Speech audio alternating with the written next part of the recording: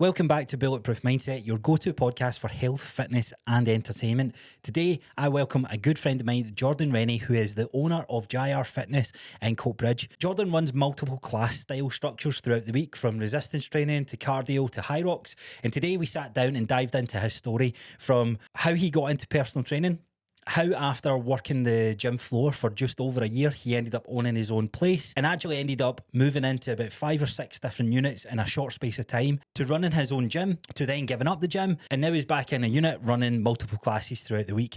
Jordan has been on a roller coaster, to say the least, but running a gym isn't necessarily glamorous as you would expect it to be. And Jordan opened up about his whole journey and and some of the lessons that he's learned throughout that. This was a fascinating story, really great to jump into, and it was a privilege to sit down with Jordan and hear him open up all about that. Now, as always, in the show notes, you're going to find a link to Jordan's social media pages. Highly recommend you check him out. Go show some love over there. And if you're interested and in the Coatbridge area and you like the idea of coming to those circuit-based classes that Jordan runs, go check them out. The first class that he said that he'll do is free, so you have nothing to lose. Now, one last thing I'll say before we jump into today's episode is, if you're new around here and you want to support the show and hear more conversations like Jordan, one of the best ways you can do that is completely free to do, and that is by leaving a 5-star rating on Spotify, subscribing to the YouTube channel and leaving a comment. So if you want to do that, that would mean the world to me. And as I said, it's completely free to do. So you can see this episode is long enough, so that is enough chit chat. I will leave you to this episode. Enjoy the rest of your day, and I'll see you guys on the next one. I forgot you're diabetic. Aye. Is it, you type 1? Aye. How's I was like, I nearly left the car. I'm like, I better take that in so I don't need to run out to the car if I need it. in a hypo mid fucking conversation? So that's probably a good place. Is that did you always know you were type 1 diabetic, or did it sort of? No, I was. Have you recording it? Aye, we're saying it. I didn't was know like, why if we were not start recording there? I know it was when I was 8. Was it? Was that when 8 I was diagnosed, so 2002, 2003. Damn. So I always remember it as Celtic, when Celtic got to that European final. It's like two so I was two pivotal moments in my life. I know. I was in I was in hospital the week leading up to the final. So that's how I remember it. And my first communion was a week before. So fucking big week for you. It was a good few weeks. And I ended up in the hospital. So I was 8. So it's coming up 23 years, something like that. What happened like when you were 8 years old? Was it just did you crash? I can barely remember it, to be honest. Did you pass out? No, I was just really not well. Like, it was just like kind of the symptoms, like dry mouth, just like pure nausea all the time, toilet constantly, constant thirst, like, and it was actually my gran that noticed it. Aye. She was like, I think you might be that old wife style type of thing. She's just pretty much. We're losing that touch for Google and everything these days. I know. And it was like, go to the toilet, the ketone sticks, Aye. and it just was like black. Fucking it was hell. like hospital now. And on the way, I had 2 Dairy Milks. Oh, really? Like young boy, I was like, I need chocolate on the way, and then that was it. Aye, the rest is history. It's just trying to balance in that. So is it one of my an ex client I used to work with? He was someone that was in my year at school, and I remember he wasn't diagnosed or didn't have type 1 or didn't realise he had type 1 diabetes, and I'll never forget the day he collapsed, and I seen it in lunchtime at school. But he actually fell back and smacked his head in the corner of a wall, and he went into like shaking and all that sort of stuff, man. I thought it was crazy how close you. So that would be what, primary 4 when you make your first communion, round about then, and the first couple of years I had a few instances like that, where just literally in the playground, and then I woke up and I was in like the school office. So what has life had to like dramatically change now, or is it just something you just kind of? I'm used to it now. Yeah. Like I just kind of got on with it. It's tough managing it, right enough. Like people, it's one of those ones that's like invisible to other people. Obviously, it's when you've got the wee sensors on now, people can see it. But a lot of people use them for training now. So I know, it's fascinating. The amount of times I've been asked, "Are you diabetic, or are you just training?"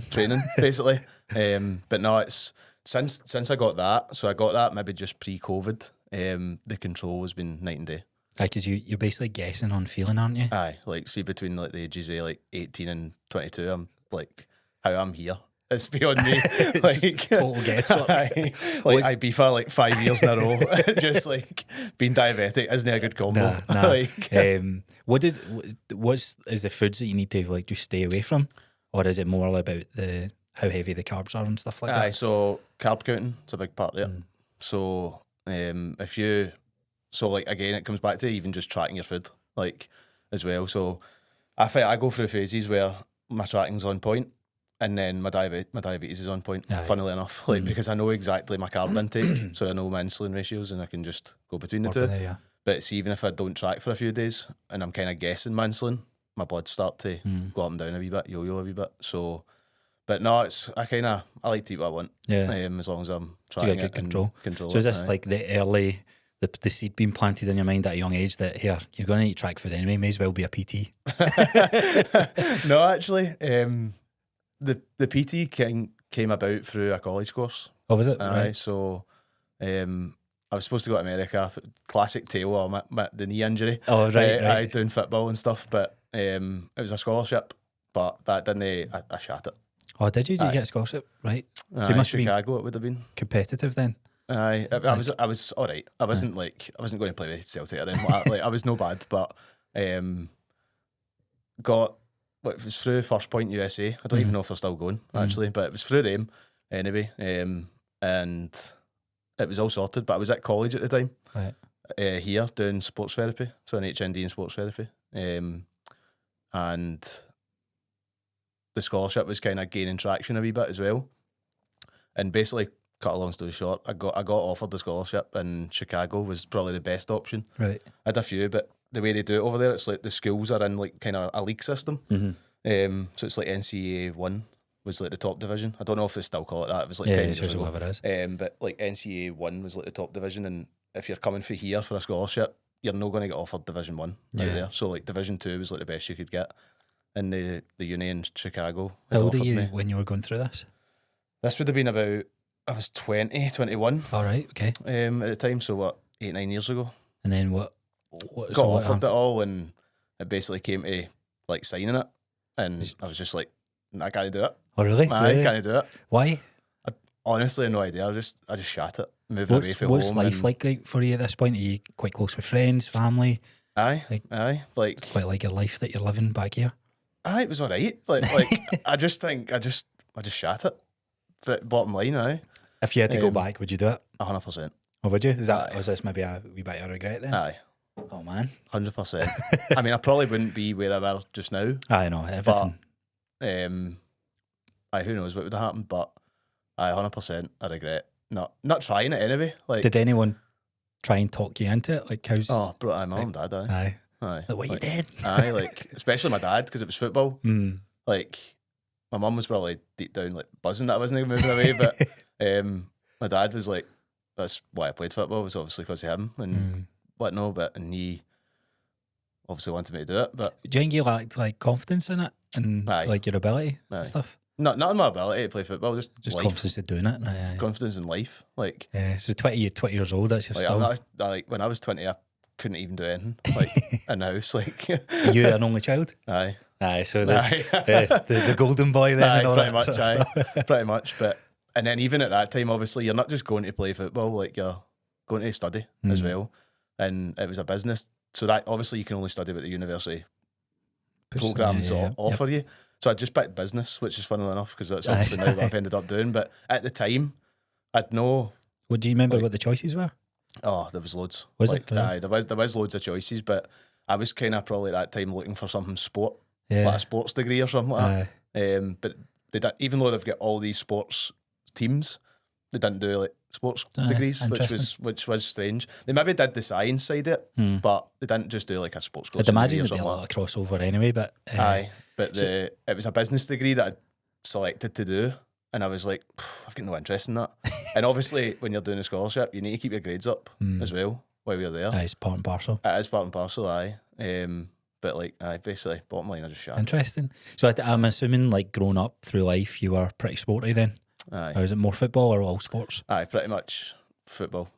For literally the most part. Golf as well. Like, I love golf. Oh, really? Aye.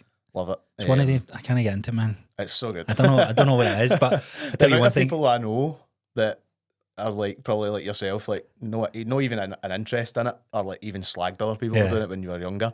and they now absolutely love it. Well, that's what I think. I feel like turning 30 must be a catalyst to do marathons, run, do stupid things, and then golf is one of those things. Like some of my mates like have got into that over the last like 5 years, maybe even 10 years. Like just gradually gone to the driving range and now they're playing on courses. And I don't know if it's when you just get older, it's like stupid, like what a boring sport, and then you're like, huh, actually looks kind of fun. It's actually pretty good. But who knows? I don't think I'm not very good at golf anyway. So the sports side of things then, what did you think you would be doing when you grew up? Do you ever remember what high school was like? Kind of thinking like, I'm going to do X, Y and Z? Aye. Kind of towards the end of high school, I was like PE teacher. Aye. 100%. Standard then, isn't it? Standard, any guy that likes sports, PE teacher. It's actually quite funny because there's not a lot of people like in my year or anything like that at school that have went on to do that. One of my mates is a PE teacher. Yeah. But other than that, like, there's no many, even though there was so many that was into it and stuff. But to be fair, that never really started for me. It was like, you need higher English to get into uni to do that. And I'm like, well, that's not happening. What was grades like in high school for you? They were all right. Good? They were all right. Aye, it was like, see if I liked the subject, I was getting an A. Like, because I kind of just found it quite easy if I liked it. See if I didn't like the subject, I wasn't one bit interested in it. Wouldn't study it. And I was like, well, I'm not going to pass it, am I? And English just like... Yeah, I struggled with it as well. Baffled me, like... Did you remember that? Did you just have like everybody had to read a line or read a chapter out in the class? Did you just explain how it made you feel or something like that? It gave me so much anxiety. It's like, it's fucking words. I know. I'm like, no. So, didn't do that. That's when so I went to uni originally. I was like, right, there must be another route to doing teaching without getting higher English. Right. So it was like do a sports degree and then do a postgrad in teaching, which turns out you would have still needed the higher English anyway to get into the teaching postgrad. But that uni didn't last long, and then like I say, I fell then into the sports therapy course, and that's when the kind of scholarship thing started to come about, and then the rest is. So what happens after that? So you say no.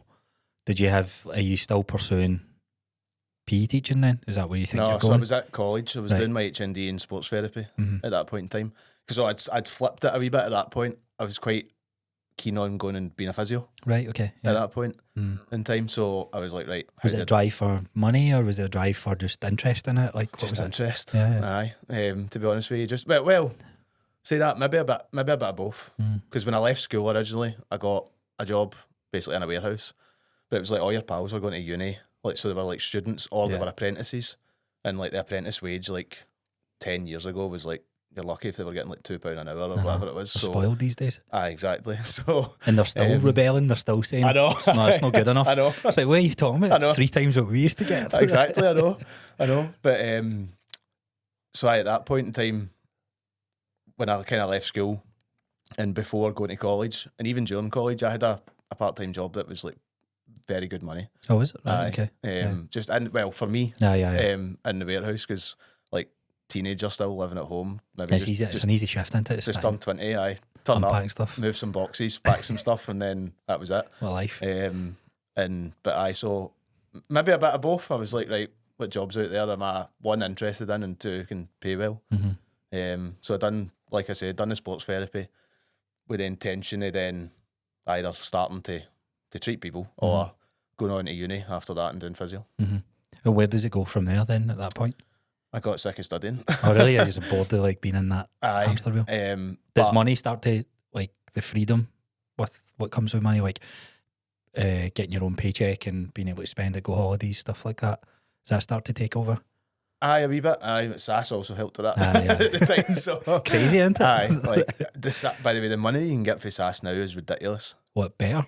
Aye. Oh, is it? Aye. Me and Jill were just talking about that, scandalous. Like how I remember because I was working full time. Like I was working with my stepdad. I was delivering Chinese. I think I got a job.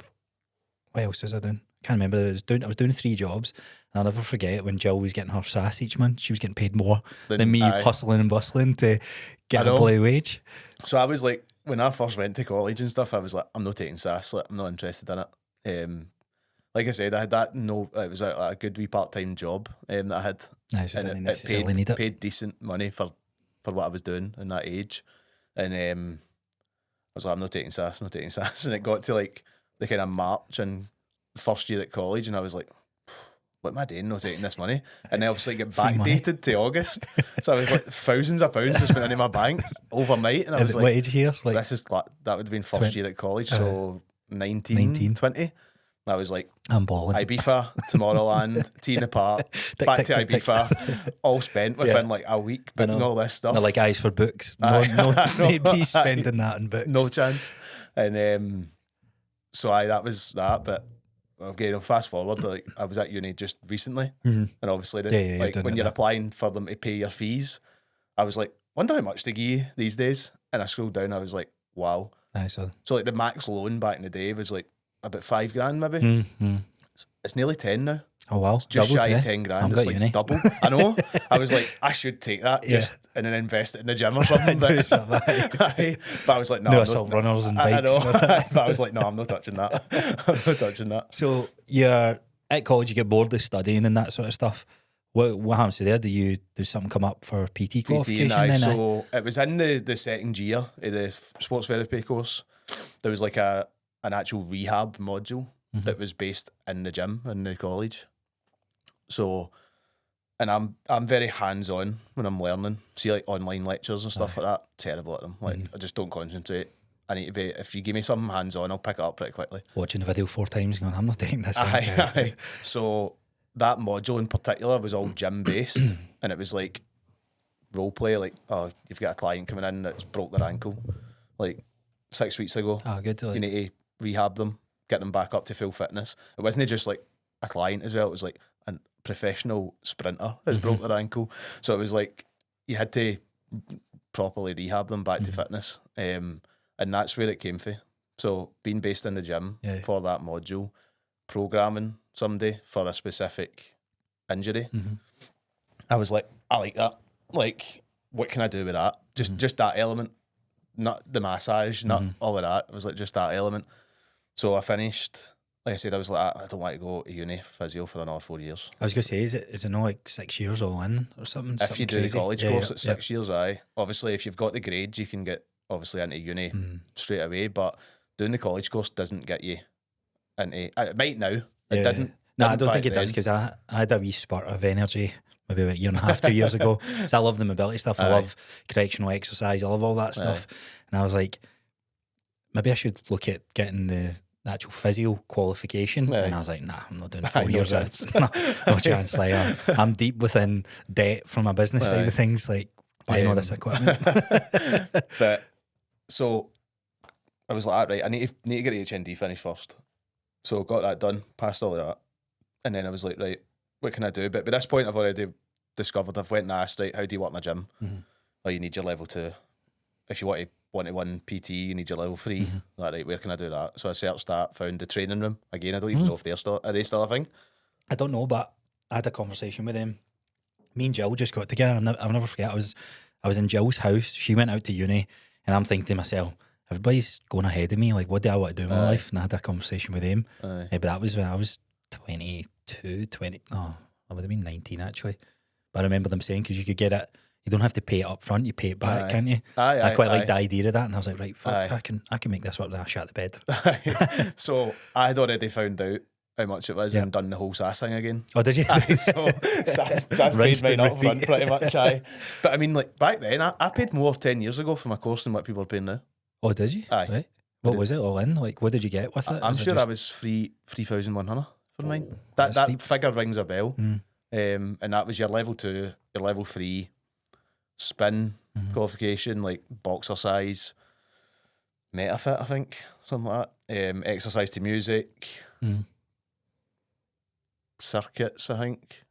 There was like loads of kettlebells, TRX. That's a funny story as well that I'll tell you about. But so it was like your level Complete 2, level package, 3, plus loads of CPDs and stuff like that.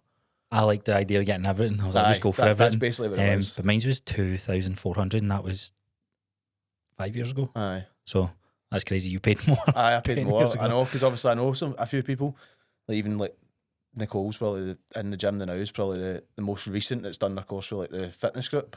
I'm like, that's like half price what I paid 10 years ago. Probably Is it just not supposed to technology. go the other way? I guess when technology gets cheaper, it's easier to program and do that sort of stuff. But I just liked the fact that it was mine was 6 weeks. Crash course. Full time. I'm like, that's how I learn better anyway. I'm like, they had the online option. I'm like, no. So I done it actually through in Edinburgh as well, in an off-field. Did you take well to it then? Quite an easy. Aye. The good thing was I just came out of HND Sports Therapy to see all the A&P stuff. Yeah, it's easy peasy. It was a breeze. Aye. And the detail we went into on the HND was higher than the PT course as well. Yep. Well, like a lot higher. So it was like all your origins and insertions and stuff like that on your course. I know this. I know exactly where that pinpoints onto, not just the broad answer. The poor guys that are signing up to the first time stressing out. I don't even know what this word means. But that was good for me though. Because if I don't actively keep doing something, I forget it quite easily as well. So I need to be constantly like that. So it was good going for, I think I finished the college course 1 week and started the PT course the next week. 6 weeks full time. And like I say, it was through in Edinburgh. There was one that started in Glasgow just after that, but I was like, if I wait 8 weeks or 6-8 weeks here, it's just delaying. I'm just delaying. I'm just sitting. What you wanted to do. Aye, so what happened with the TRX stuff then? Was the funny story with that? Did you? Oh no, it was just like that. So once I got my first job in Pure Gym, and then I left, and then I got my own space through somebody. You thought TRX was going to be the new up and coming thing? I know, it was just so the studio I went into after that, at that point in time, they had TRXs on the wall. Obviously, I've just used them in Pure Gym for over a year when nobody mentioning a thing, and the women that owned the studio told me I couldn't use them. All right, why? Because I didn't have my TRX CPD. Oh my god! And I was like, yeah, I think that's where like the space can be dead dogmatic. I was like, are you having a laugh? And then she was like, oh, and come to think about it, you can't touch a kettlebell either. And I'm like, I've just took classes. Barbells. I know. I'm like, I've just took classes in Pure Gym for over a year. A lot bigger company than you. It's like, come on, man. Nobody's complained. Nobody's brought it up. And I'm like, what is going on? So I had to go and do the courses, and I went. You had to do them again? Oh, she wouldn't let me touch them. Jesus. So I was like on Instagram, like putting videos up and stuff, and she was like, I'm going to report you. Oh, for fuck's sake. And I'm like, because somebody was doing a squat jump on a TRX in the background, or they were doing a goblet squat with a kettlebell. What's your views on people? Because obviously our space now, very, not even oversaturated isn't the right word, the space for everybody to be here, but influencer turned coach, etc. Do you believe everybody should be qualified in everything, or basic qualifications? It's a hard one, because I think the actual level 3 course is a lot of nonsense. Well, the majority of it, you don't use it. Like, the majority of it. I think the course, I mean, like Davey Hart at MTN, he's running his own one. I've got no doubts that'll be unbelievable. Yeah, it'll be, because it's real experience. Aye. And there's a big gap in the market for that. There's other guys, is it the Fitness Factory? I don't know. You seen name come up? I met one, or bumped into one of the guys at one of the High Roxys we done, and I seen him come up. I think he does training, done some sort of training. It's in a gym, and he's a coach, etc. I don't know. It's difficult. I think probably everybody should have the basic qualification, and that might just be through insurance purposes. But I could tell you, like, there's a lot of coaches out there that aren't qualified that are better than the coaches that are. Yeah, so it's like, what do you do with that? It comes down to like how you're applying it. What you're going after. And then like all these influencers with like 100,000 followers and all that, like putting workout of the week up and all that, and it's just like, they're like, come on. And the worst, exactly. That's the worst thing about it. They're probably selling a program online and living the life in Dubai or something like that. You're grafting away. You're up at 5 in the morning every day. Like, so if I remember right, the training room kind of offered you some interviews if you passed at the end of it. Is that how it worked for you then? I got lucky. Oh really? Do you think so? Well, I think I did. And you create your own luck though at the same time. Maybe not with this one. So they had like Pure Gym, the gym group. Yep. There was like another couple, Nuffield themselves, because the course was in Nuffield. Nuffields was terrible though. I don't mind calling them out. Like, oh really? The offer they were offering me was shocking. What's Nuffield set? Is it similar to David Lloyd's? Aye. Is it so salaried? They keep everything basically. Aye. So it's like a basic salary, and then you can earn a wee bit. Well, again, this was 10 years ago, so I might be talking completely. No, I think it's the split is something like 60-70% still. Aye. So it was basically like a 40-hour week, but then it was like a sliding scale a wee bit. So it was like 40 hours you're working on the gym floor, taking a few classes, doing the kind of consultations that they do. So obviously it's high-end membership and stuff. And then the more PT you done, the more money you kept out it, or something along those lines. Something like that, yep. Aye, so it was like, if you do 10 sessions a week, you learn like £11 a session. If you do 20 sessions a week, you learn 13. So it went up and up, but I was still sitting working out. This is coming from a guy that didn't even have a client at the time, and I'm like, doesn't make sense. Doesn't make sense. Because they're checking in something like 60 quid or 40 quid or something. I don't know what their prices are a session. It'll be high. It's high end. It will be high, and then like they're keeping and the membership cost. If it is 60 quid, and they're giving you 11 at the time. I always remember it saying the bottom line was like 10 sessions a week. Granted, they were kind of maybe giving you the clients to start with because it was members coming through the door at the reception desk. They take in control of the programming as well, don't they? I think so. Don't think you had. Maybe get some flexibility. I didn't even go into that much detail. Besides, this was another thing. So I done the course, like I say, a bit of luck. I done the course in Edinburgh. So all the people that were coming in to kind of try and recruit were all Edinburgh based, and everybody on the course was Edinburgh based. So I was like, well, I need something through the west of Scotland, not through here.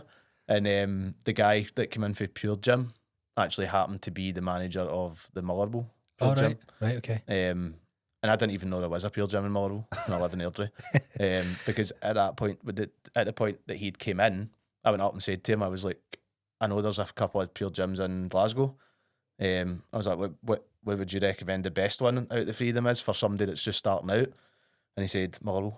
And I was like, what? He was like, come to my gym. I was like, all right, fine. So this was like say he was in on the Friday. And he was like, come in on the Monday. This was maybe like week 4 of 6 on the PT course. So I went over on the Monday and met him and stuff. And it wasn't really an interview. It was like, pass and you can start. Yeah. Like, so that was the date of the exam, the Friday, and I started on the Monday. But again, maybe a bit of luck. I went in and I think they had 4 PTs. Right.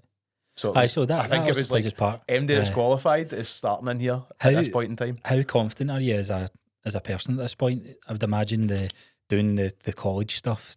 No arrogance, but you a wee bit more here. I know I can do this.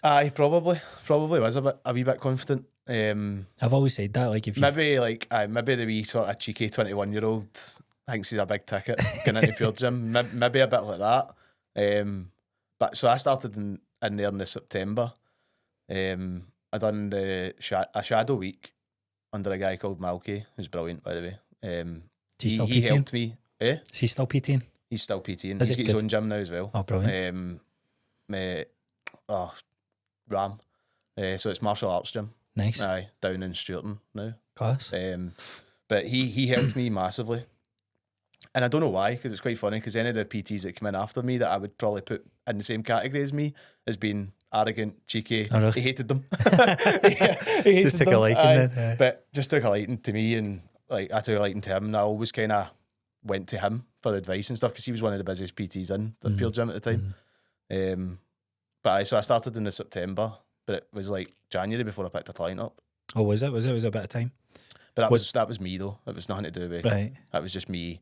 So doing the 3 shifts a week for your rent and then going home. Aye. Playing Halo. You're like, what life this is? I was like, this is class. And then I'm like, no, hold on, there's no money coming in. What was your setup then for income wise at this point? Do you take a wage or does it just cover your rent and that's you? So you done the hours. I know it's slightly different now in Pure Gym, but I done the 15 hours a week, so it's split into 3 5-hour shifts where you do a couple of classes. It depends what shift. If you had a mid shift, you were kind of just on the gym, like kind of just walking about. And then out with that, you use the gym for your PT clients. They schedule them in and stuff. So at the first 3 months, I was basically just off his savings, SAS savings. Yeah, still living the best life. Aye, pretty much. And I still done the odd shift in that warehouse that I'm talking about. So right, okay, so you kept them both. Aye, still had done that.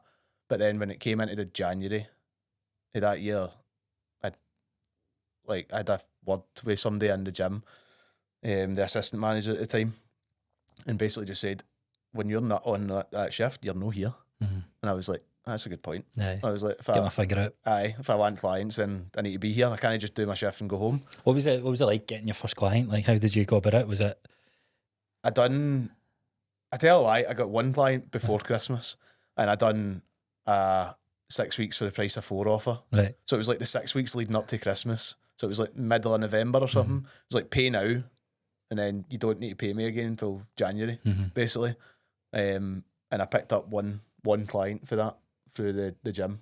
And It was good. Easy enough. It was good. I was like, right, this is actually the first Enjoyable. time I'm experiencing one-to-one coaching out with trialing it on the course and stuff. But no, I enjoyed it. Like, I was like, right, it's time to get figured out now. Like, and Then the properly January do boom, this. I take it, kind January of was helped. nuts, man. Was it? Aye, but again, being in a pure gym helped with that, because that pure gym in Mar was like one of the busiest in Scotland, and it was when I was there. Don't know if it still is, numbers My brother wise. goes to it. Aye. I know Daniel, he actually still works there. So I think they do well. Aye. Obviously, Pure Gym gets a bad rap now. Did it back then? No. I'm saying back then. Was this, how many years ago was this?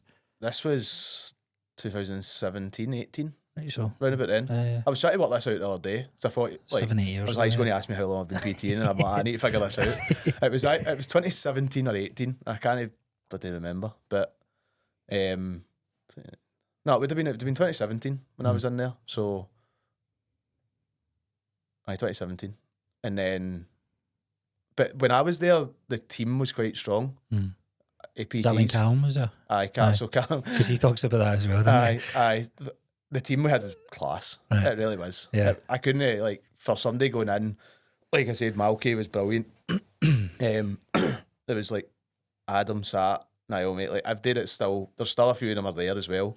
And the good thing is as well, everybody's still doing it now in some capacity. That says something, doesn't it? That says something, aye. Because what is it, like, the A average year? is like a year. A If year, you make then. it to 5 years, you're like in the top 2% or something like that. I know. So everybody that done it then is still doing it now. One of them's the manager now over there. Yeah. So, I met him once.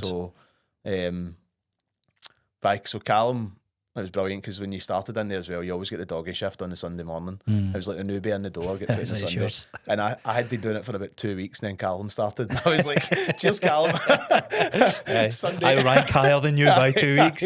Aye. I was like, and you get it was funny because I didn't know Callum before Right. working in there, but do you know what I mean? He came through the door. I was like, I know who you are. No, of him, somehow. yeah. And then obviously we went to the same Because he's school. from Airdrie as well. Aye, so we went to the same school. He was a year above me, and me and him had it off straight away. Yeah, good. That was class. Good. So how long do you stay in Pure Gym for? I was there for just under a year. Right, so during this time, getting to understand the business model, when do you let go of the warehouse job? Because I think that's, I think that pretty quickly after basic January. Yeah. So that January, like I said, just quickly, there was an induction.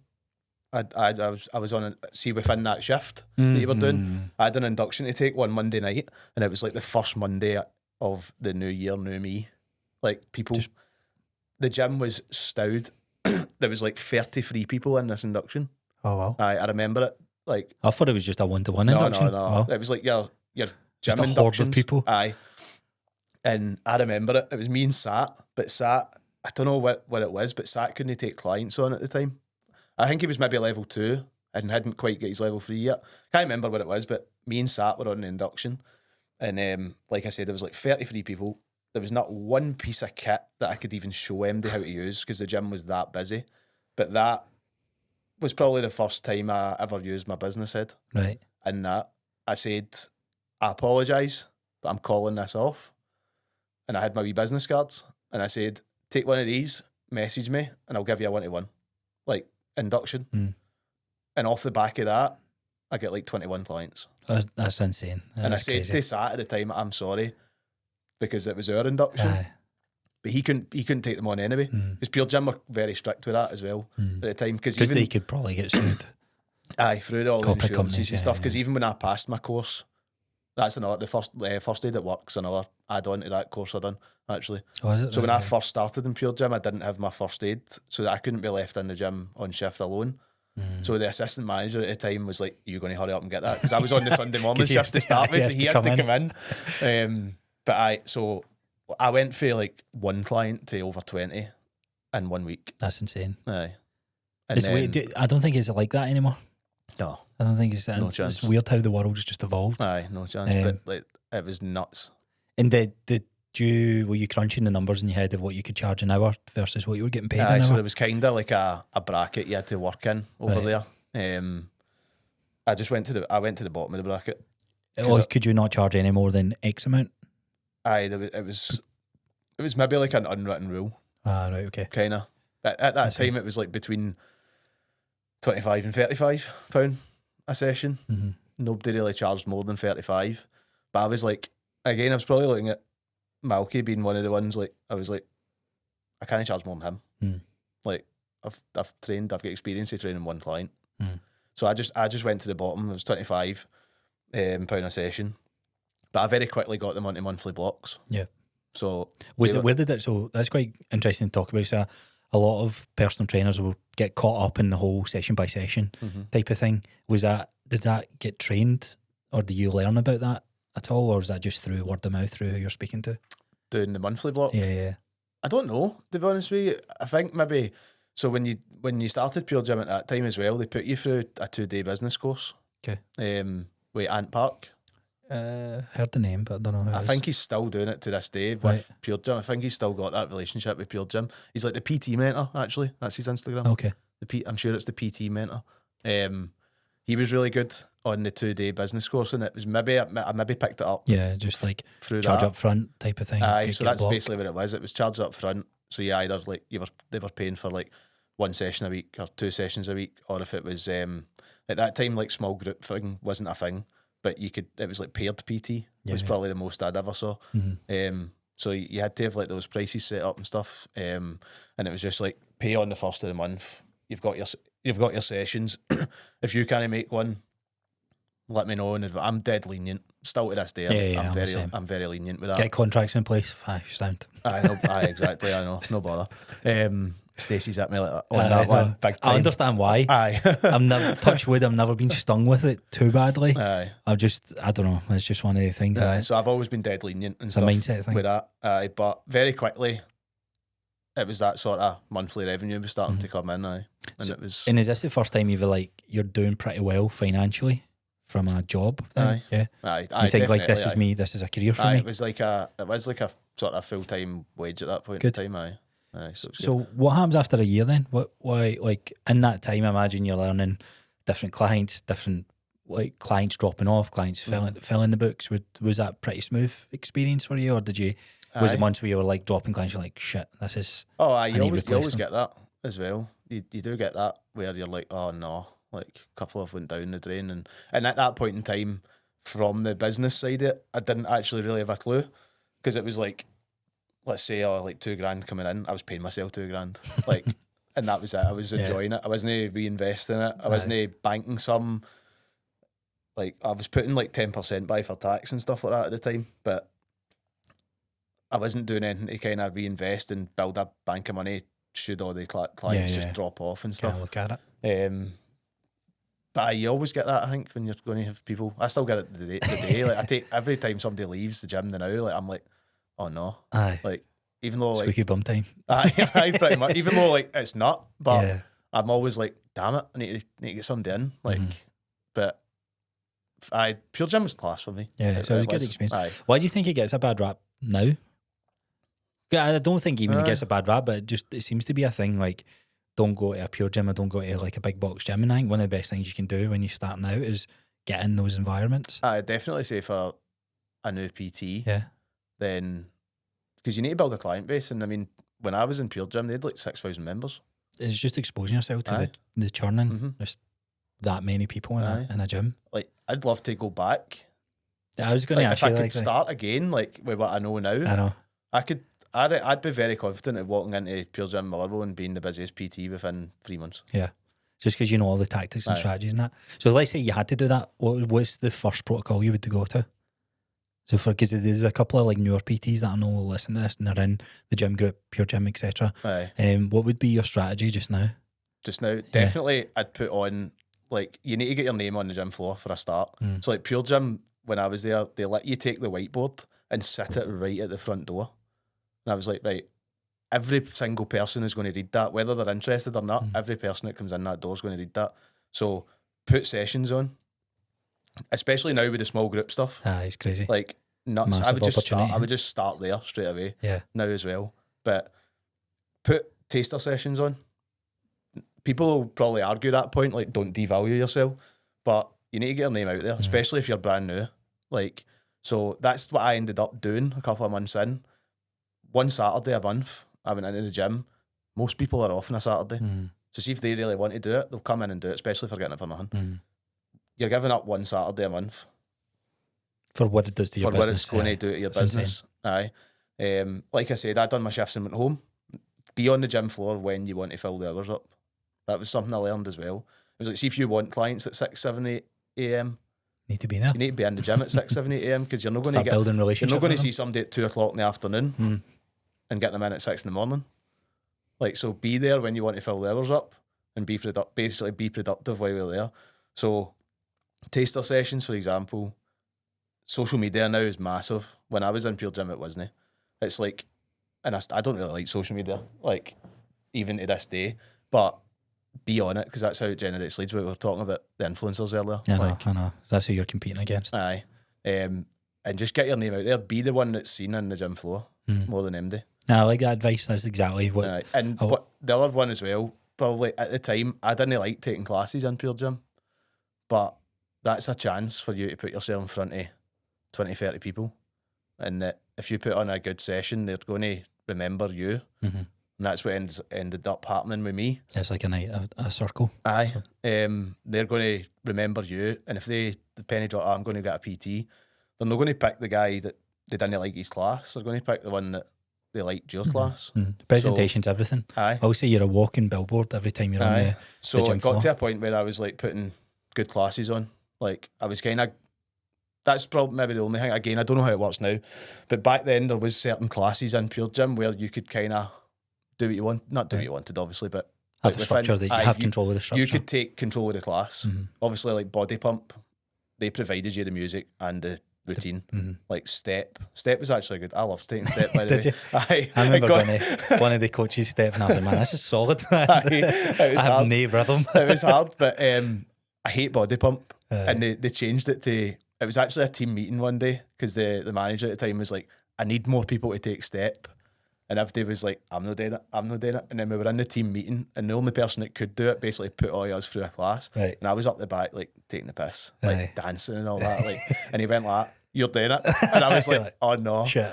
Oh no. But then I ended up loving it, to be fair. And the classes were mobbed. Yeah. It was full of the same faces all the time as well. And again, you get clients for it. Like, simple as that. You need to put yourself out there. And that's what I never done.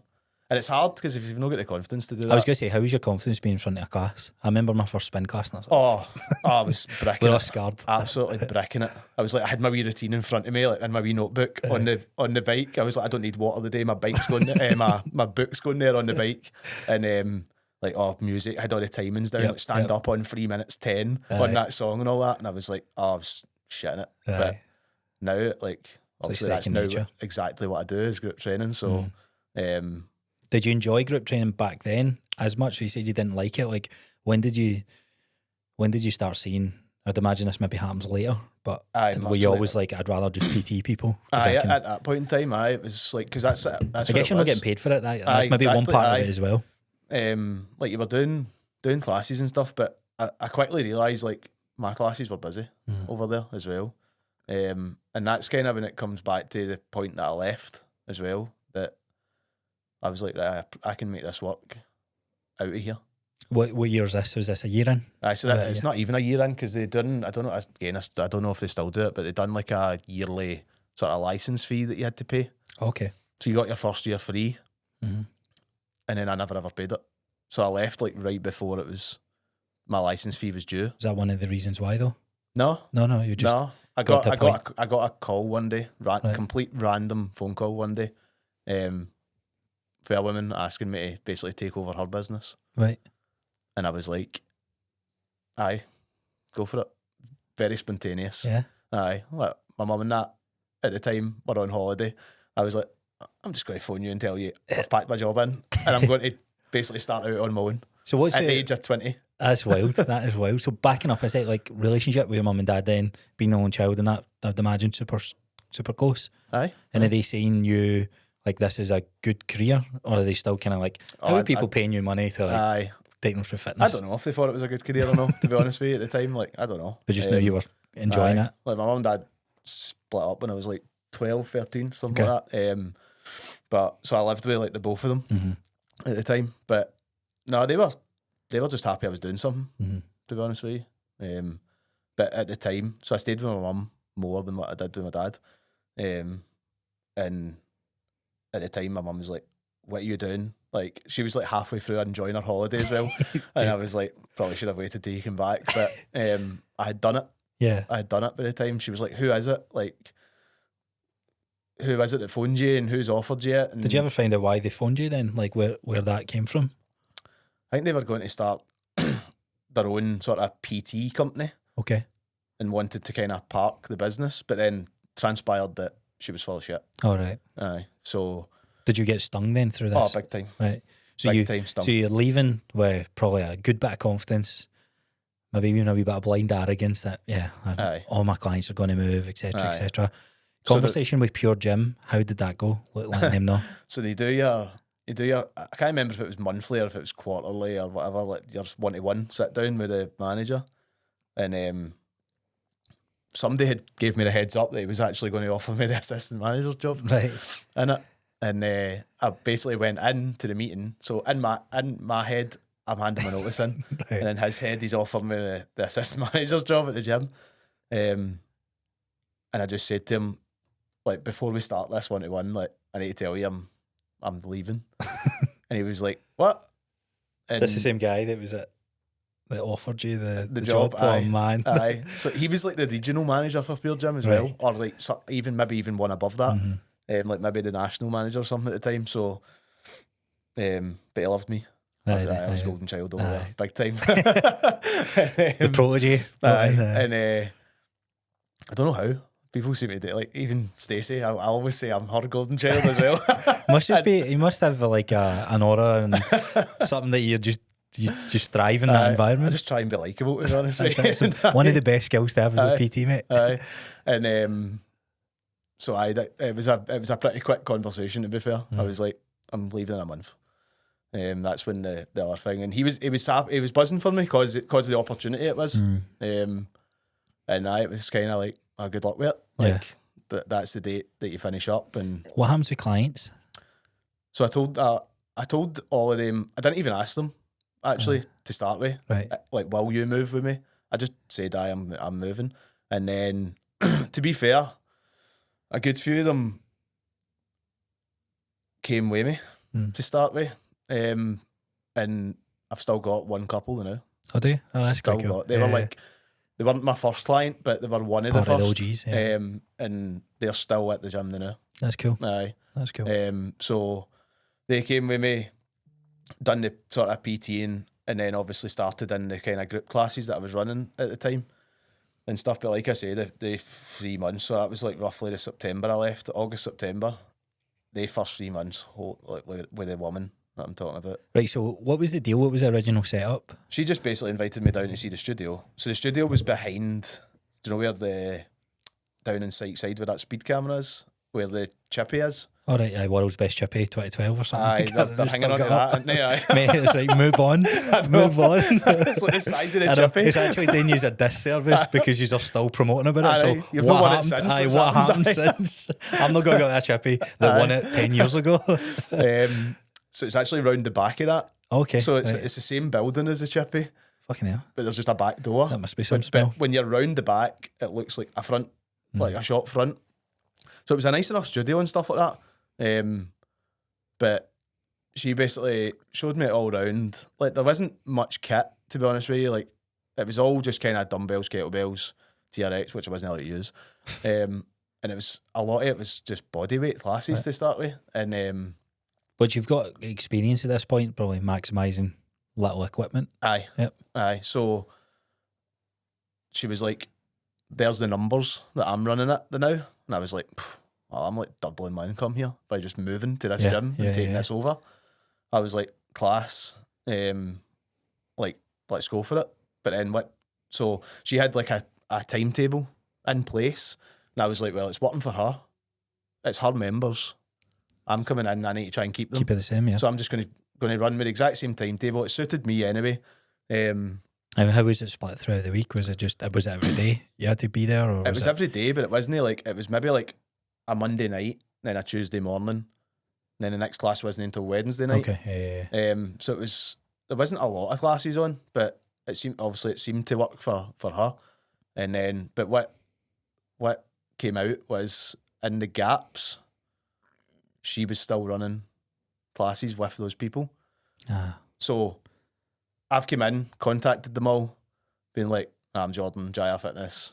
Like, I'm going to be taking it forward. I had to set up, obviously, the bank details for them to transfer their membership for their current person to my bank. And basically, like, the majority of them didn't do it. And I was like, what's going on here?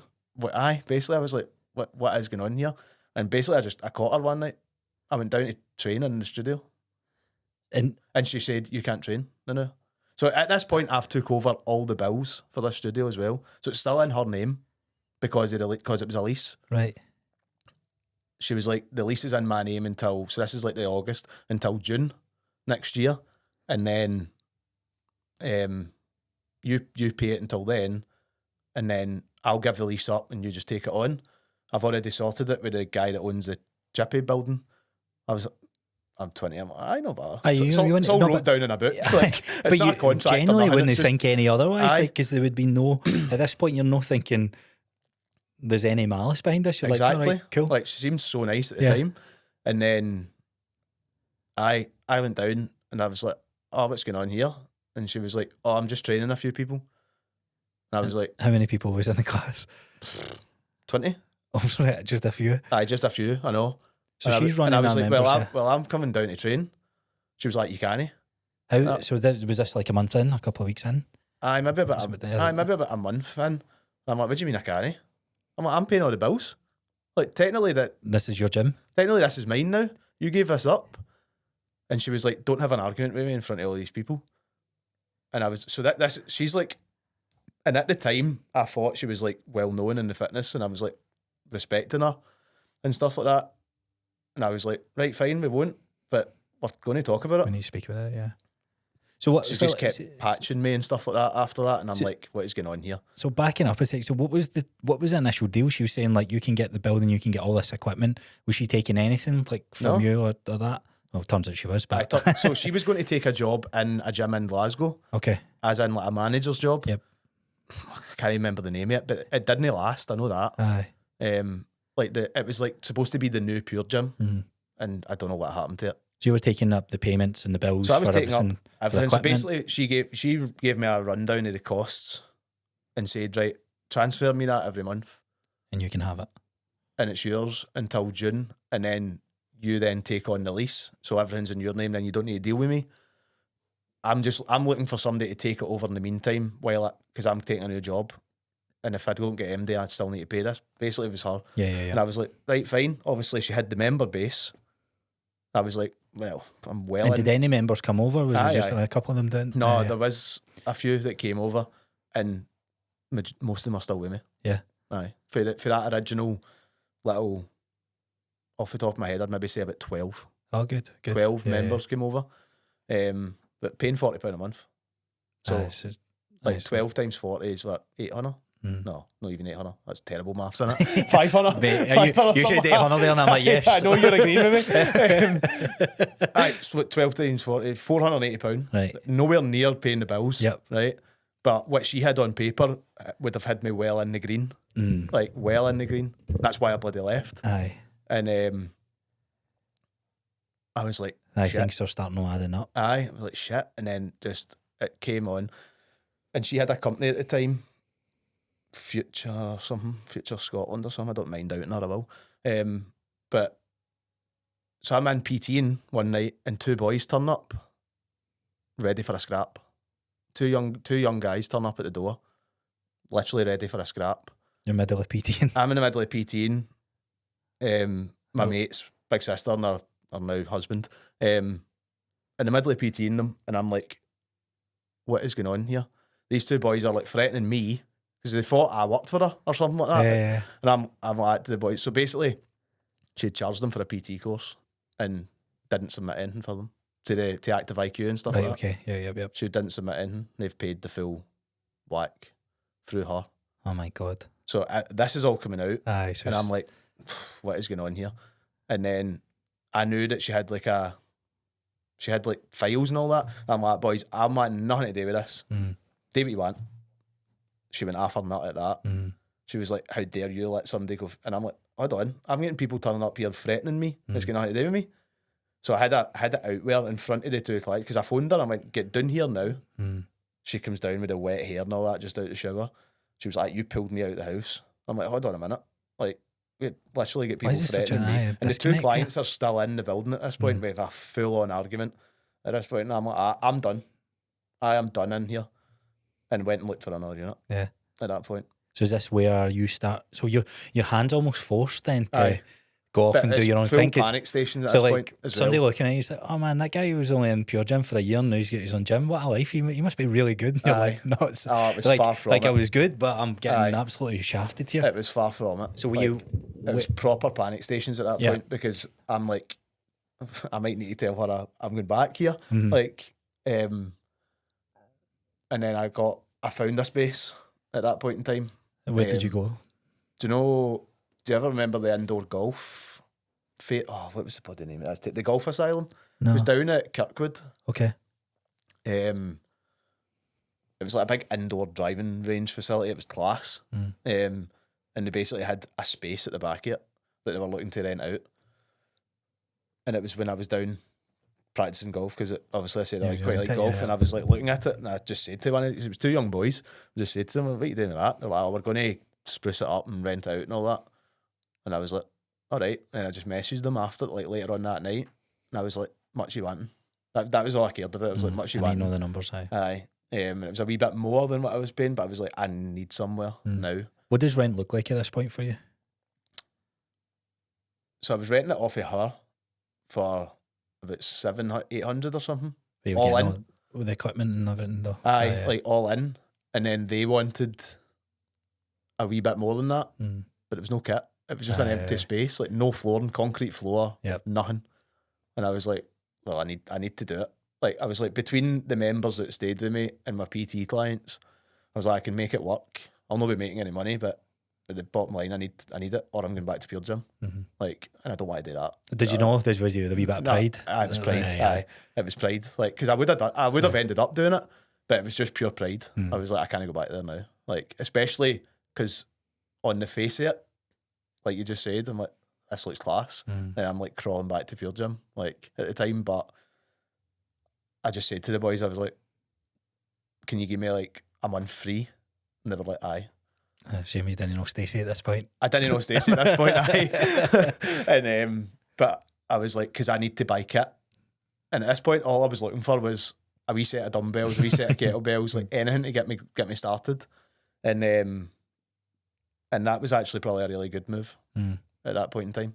So then between then and COVID happening was class. How many years did you have this? Or so again, I only stayed there for a year. Right. So that was January 2018 to January 2019. And what'd you buy? Did you get hold of a set of dumbbells? And I went on to Powerhouse Fitness. I went on to them and personally financed everything. Like $2,500 worth of kit. Good. So it was like for 12 months. So it was like £200 a month. So you're like, I need to make this. I need to make this. That's now an outgoing and blah, blah, blah. So I got like a set of kettlebells, set of dumbbells, set of cones, like wee ladders. I bought a squat rack. Yep. One barbell with like 100 kilo of plates. Literally, that was it. Good. And I put AstroTurf down on the concrete, right on top of concrete, nothing underneath That's it. all you need, just man. AstroTurf down. So no rubber flooring or nothing, just Astro, and ran with it. And did you get the clients that came over from that unit? Aye, so like I said, there was maybe about 12, right? So plus they came all over. my PT clients. Yep. So at that point, I then said to my PT clients, or when I was advertising for PT, if you sign up for PT, you get access to all the classes as well. Yep. So that again brought some people in, and I maybe upped the advertising a wee bit at that point as well. What did you do for what was the class model? Was that just circuits? Like it's literally just pay X amount a month, get unlimited circuits a week. Aye. So again, I was still running with her price model at that point in time because I was like, did you know any different? No, didn't know anything. Did you know anyone else in the space doing anything? No, didn't know MD. I think Ultimate Fitness had just started. Yeah. Like literally their first unit at Morrison's at the roundabout. Oh, is that with their unit? That's where their first unit was. Oh, was it? I didn't know that. I think is it it used to be a pet shop or a charity donation centre now or I something. don't know. So literally see the roundabout at Morrison's. Yep. The units where Pizza Hut is in the health centre. The big unit on the corner was their first The one. Salvation Army, I think it is now, Aye, in a sunbed shop. So that was their first unit. Wow. I know.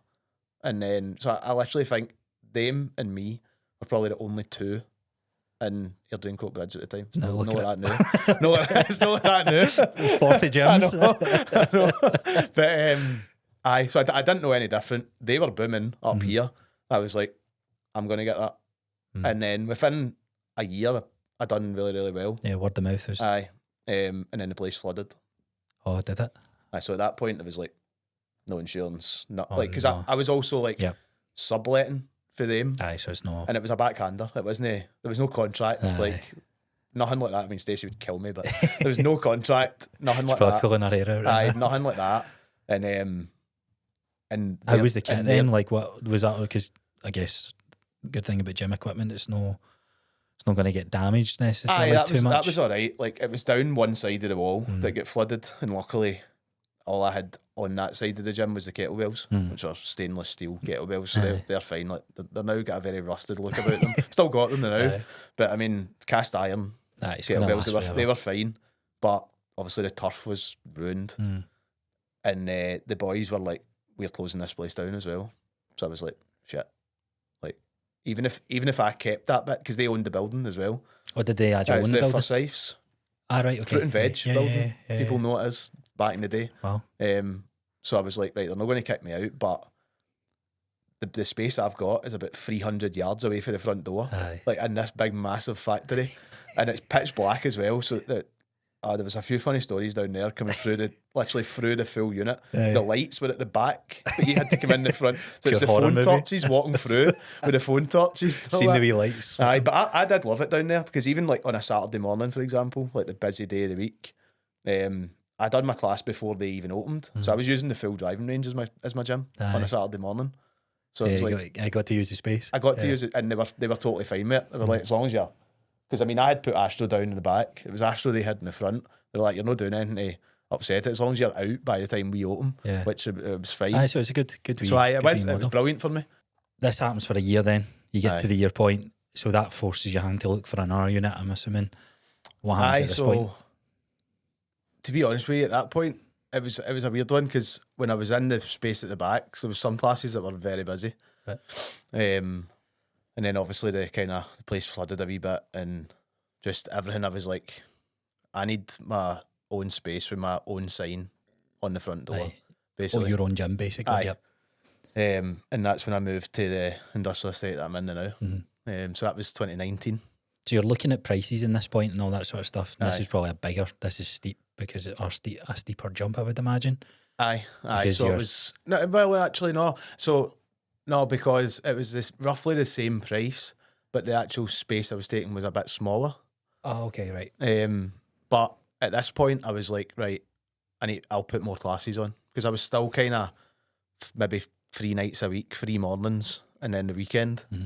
At this point in time, so I was like, nah, it's probably time to go to a full kind of a fuller kind of Aye, schedule. operation model, yeah.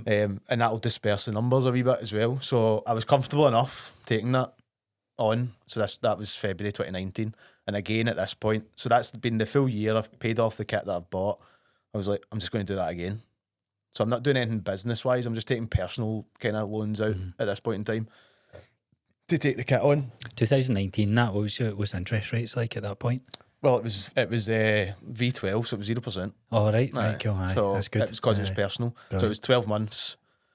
Whatever you took was split over 12 months, and it was 0%. Easy enough Aye. then. That's So, good. It was class. To Yeah. be fair.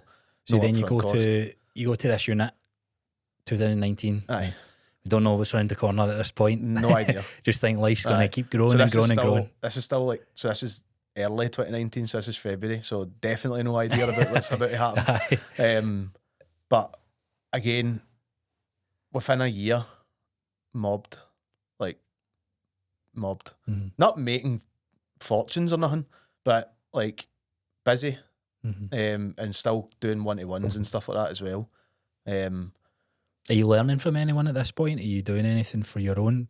When, like, you went back to uni. You know, is that on the Aye, cards at this point? No, it's later. that was only like last year. Oh, was when it? I done Right, that, okay. aye. Yeah. So at this point, no, I was doing a few online courses still with like that boy Ant Park that I'm talking about, and taking stuff for him and stuff like that. But not really. I was honestly more looking at how Ultimate Fitness were doing it. Mm-hmm. Because they're the biggest competitor in the space. Aye. And again, at this point, they've moved to an industrial estate as well. Yeah, so you're in Coatbridge? I'm in Coatbridge, they're up Mairdrie. And I'm like, I don't know the exact timeline. But then obviously David left Ultimate and opened Rev. Mm. So then they had Ultimate and Rev up there. And then you're looking at Rev and I'm like, right, he's got a class space, which he's known for, but he's also got a gym side, like an open floor gym. Mm-hmm. I was like, I want that. Is that what I need to do? Aye. I was like, I need to get to there. So by this point I'm already saving. Mm. Saving up, bim, bim, bim. Comes to the Black Friday that year, 2019, and I see Primal. I've got like all this gym kit, like slashed in price, and I mean slashed.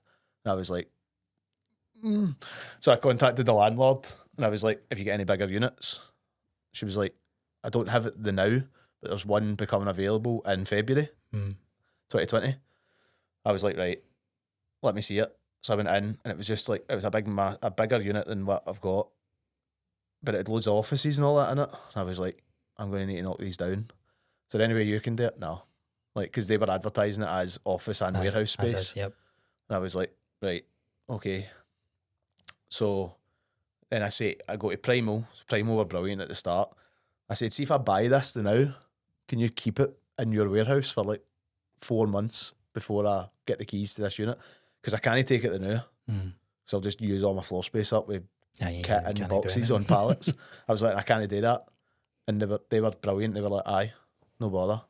So then over the next couple of months, I'm planning the new place to get that up. I'm like, right, class space, open gym floor. How am I going to operate it all? Like, what's the cost going? Like, the membership's going to be. Basically, how am I going to run it? So probably at this point, I'm more thinking of the business side. Yep. For the first time ever. Now really. You're like, this is. And I think it was more rent and all that sort of stuff. Cause again, the rent. But at that point in time, the landlord was not the landlord I've got now. Right. So it was okay. So that was totally fine. They were brand new. So what that other landlord done was they painted it for you. Well, in their rules, they were like, we're going to paint it white. If you want it like red and black, we'll paint it red and black for you, but return it to the way you got it, which on our bit of paper is white. So they were like, there's no point in us painting it white and then you're going in and painting it black. And if you ever leave to go back to white, we'll just do the initial paint, but on paper it's white. Right. But we'll paint it whatever colour you want. Yeah. But if you ever leave, you need to put it back to white. So I was like, fucking ideal, because like painting a full industrial unit, like it's crazy. Aye, and so they painted it all black and red for me. Went to Primal, got shitload of kit, like a lot of money off a kit, and then got the gym ready, and then the world. Is that when COVID happened? Was it ready to? So what is the timeline here? When do you get ready to open? Or was the lingers COVID and that starting to shut? So kind of again February time, I'm like doing my class in the morning in the small studio that I had, going round to the other unit and getting filthy all day, knocking offices down, getting stuff done. Like I had tradesmen in, plasterers, joiners, like everything in, getting this place ready. I was doing like mental days. For the first time ever, I slept in one morning as well. And if they understood, because they knew what I was doing, I was like, I didn't get in the house till like 1 a.m. last night. It was like up to 5, and I'm like, I'm sorry. There's no worse feeling than that feeling where you've missed a session or I know. You booked something in or whatever. And I'm like, this is like, I can't do this at this point in time. Like, shitting myself that, oh my God. Going to lose all your members. I'm going to lose everybody. So I probably from the November, like I say, Black Friday, and actually I went to Florida on holiday that year, and I sat the full flight on it in a notepad. Was this just writing? Just writing anything I could think of. Like costs, what kit I wanted, like deciding, no, I don't want that piece of kit, no, I want it again. Like just boom, boom, boom. How am I going to run it? A floor plan. Like I still do it now. Like I love doing floor plans for places. Like Just look at a it. room and like what can I squeeze in here? What can I love it. So I think I drew the gym out about 20 times on this notepad. It's like I want that there.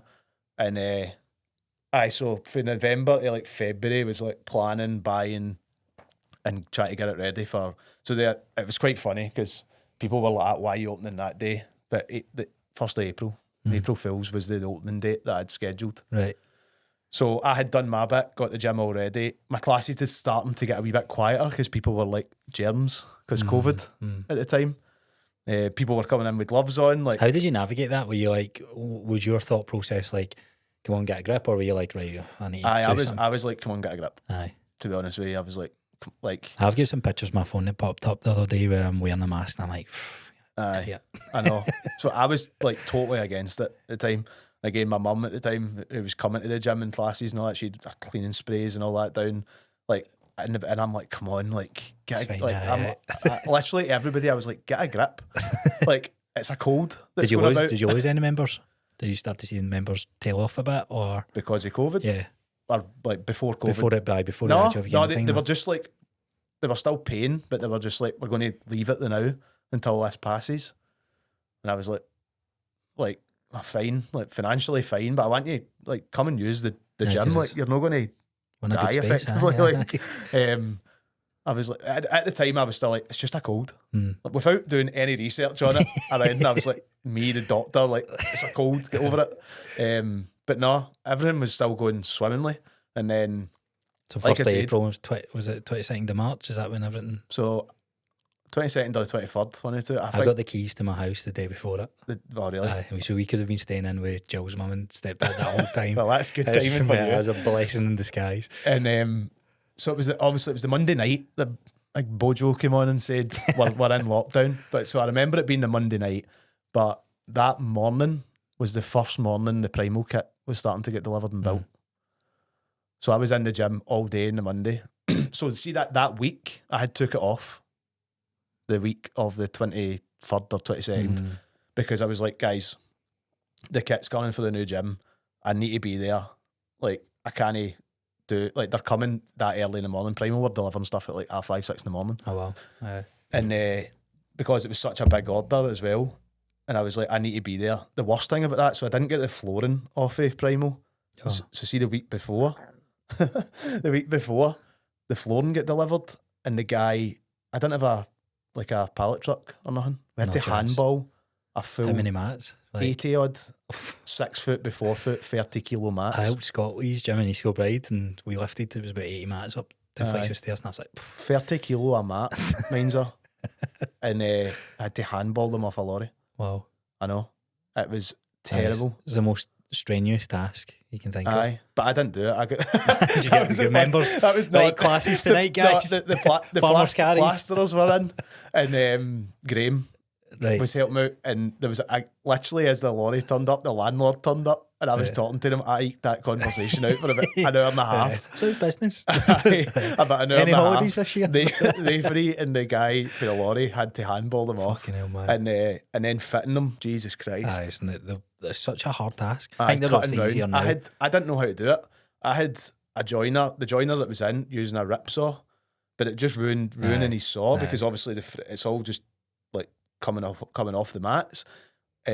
My dad brought a joiner down that then another joiner that didn't show up when he was supposed to cut the mats. So that Sunday night, me and Graham, and like Graham helped massively throughout this whole from about this How point. did you meet Graham? Through Pure Gym.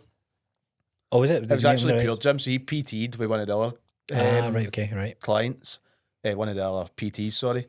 And so again, if just quickly going back to Pure Gym, I'd built the classes up pretty well. Yep. And when I left, a few people were messaging that were just members of Pure Gym. They weren't clients. Classes, yep. Where's your classes? Like, and I actually got quite a lot of people. So Graham was one of them. Yeah. Messages. He was like, I loved your classes. And like I said, the boy Malky, he had also left at roughly the same time as me to open his own place, but he opened it in Shorten. It was miles away. And so you're getting all that sort of all those leads from coming people from Pure interest, Gym that just loved my classes. And it's actually quite funny because a few people just joined the gym last week, came down for that open week that I done, and they've still got a membership at Pure Gym, Motherwell, because they're from Motherwell, and they said that some women was talking to them in the gym, and she was like, "Oh, where are you training?" And they said my gym, and they were like, "Oh, I remember Jordan," and I was like, "Who is it?" Like, it's so powerful. Just a member. I guess it's something that you, for any personal trainers listening, your reputation matters more so than anything. Definitely. And it can be just that one time where you maybe acting fanny on the floor. That's what you'll be remembered as. So like, if you can constantly keep showing up, it's a hard task, but you are genuinely a walking billboard. And that information, like, that carries, but like 5, 6, 7, 8, 9 years away, like last night when they said that to me, I was like, "Who is it?" I was like, "Get their name," and I'm going to reach out to them. Yeah, and be like, "Get come join, come join." Because so I don't know, I have a clue who it was, but it was just a member. And again, I've obviously done something nearly 10 years ago that they've remembered me. But that's obviously good. It's a good thing. So you're a faff of getting this gym sorted. You get it sorted. The week of getting this installed, the kit's starting to get delivered that Monday morning. And you're watching the news going, "No." Aye. So then that full night, that happened at 8:30, 9 o'clock at night or something when they announced that. And I'm like, "Oh my God, like, I'm supposed to open next week. Are they going to keep bringing the kit? Like, what's happening?" So I'm like emailing on the phone. The good thing about the owner of Primal, I'm not too sure if he does still own it. I'm not too sure, but anyway, Stephen. I think he's still part of it. Yeah. He was really good. Like that night, I mean, he must have had quite a lot of people. I can imagine on that, it, yeah. But he was emailing me at like 12:30 at night, 1 a.m, back and forth quite like quickly. So they get the go ahead because they were still classed as a delivery company. So they get the go ahead to still do it. So see, actually, that first week, nothing really changed for me. Like, I was still, so we got put into national lockdown that night, but I just kept going with my week that week as normal. The kit was getting delivered. I was helping the boys out where I could, even if it was just clearing cardboard out of the way and putting it into their lorry, like just to help them get it sorted. So I fast forward to the end of the week, my gym was sitting ready and I couldn't open it because we were in a lockdown. Businesses or gyms in particular get absolutely shafted through this. So anytime I've sat down with someone and kind of went into their story, COVID seems to be a blessing in disguise for them because it forced their hand to create content online and then that grew their audience, etc., etc. For you, like, this is the first big kind of shit show, really, I guess, more than anything. What happened? So what was the game plan? I wouldn't say I dealt with it very well. Nah. No. Looking back on it, no. So like I said, I'd built that kind of member base up and they were unbelievable. Yeah. They were like, "We're no cancelling my memberships." Because the landlord was still taking rent. Like, if all of them had said, and they had a right to, because some of them weren't getting furloughed or weren't getting their full salaries or whatever, so like they had every right to say, "Can I pause it?" Because at that point in time, I wasn't prepped for online world. I wasn't giving them anything at the initial point. It was just pure, like, plus, Bojo also said it was 3 weeks to start with. And we're all which, by the way, I'm coming off the back of like 3 months, say like 21-hour shift. I was like 3 weeks off result at the time. But obviously the longer I went on and stuff, so then I just took to Zoom classes. It wasn't even Zoom, I was using Facebook Live, so I couldn't even see them. Like this is how out of touch I was. I didn't know Zoom was a thing. Like, so many people didn't. So I'm on Facebook Live. I'm doing bloody star jumps in my living room at 6 a.m. And that was the other stupid, so this ridiculous thing. Why I kept it at 6 a.m, I'll never know. If it was off, I had flexibility. Or working from home. I was like, I could have done it at 8 and the person would have still been able to start work at 9. Point. It's a fair point. Like, but I'm still up at 6 a.m. doing bloody star jumps. It's just that routine, mate. It's been drilled into you for 10 years. Doing star jumps in the bloody gym on Facebook Live, and I can't even, for all I know, they're all just sitting on the couch with their coffees, just watching me do it myself. That's that good. Been there, that side, Jordan. And I was like, this if you can hear me, like that sort of thing. But no, it was good. It was obviously it was something different. Yeah. But at the same time, like when you were allowed to go your walk for the day, I would walk to the gym. And see it, just look at it. Did you know, like, spend a bit of time in there, or did you like, so I was allowed to train on it. So, I ended up building a class routine. I was up in the morning, done my Facebook class. Fitness, I think, I was actually just talking about this the other day. I remember going out walks, like me, before we had Cooper, me and Jill used to go out walk, we always wanted him, right? We knew his name. We Aye. knew it was going to be it was meant to be a retriever, it ended up being a lab. But we used to go our walks all the time. It's like so weird walking without a dog. Aye. And I remember COVID and I was like, this is actually quite class to see everybody like taking control of Aye. their health and fitness. Aye. This is before I was a PT as well. It's quite sad because you don't see any of that. None of that, very little of that behaviour and routine is stuck around Aye. for many I people. But know. it was packed. You're any park, any walk, like everyone, oh, how you doing? I know. And Everybody. you see somebody walking now, it's like, oh, you got to rob me. Aye. I know. So I literally had the same walk every day. I didn't change it. I knew my routine. Yeah. Like, and I would swing by the gym. Like, So you didn't have this. You didn't have a model of an open gym floor to, like, or in your business model, should I say?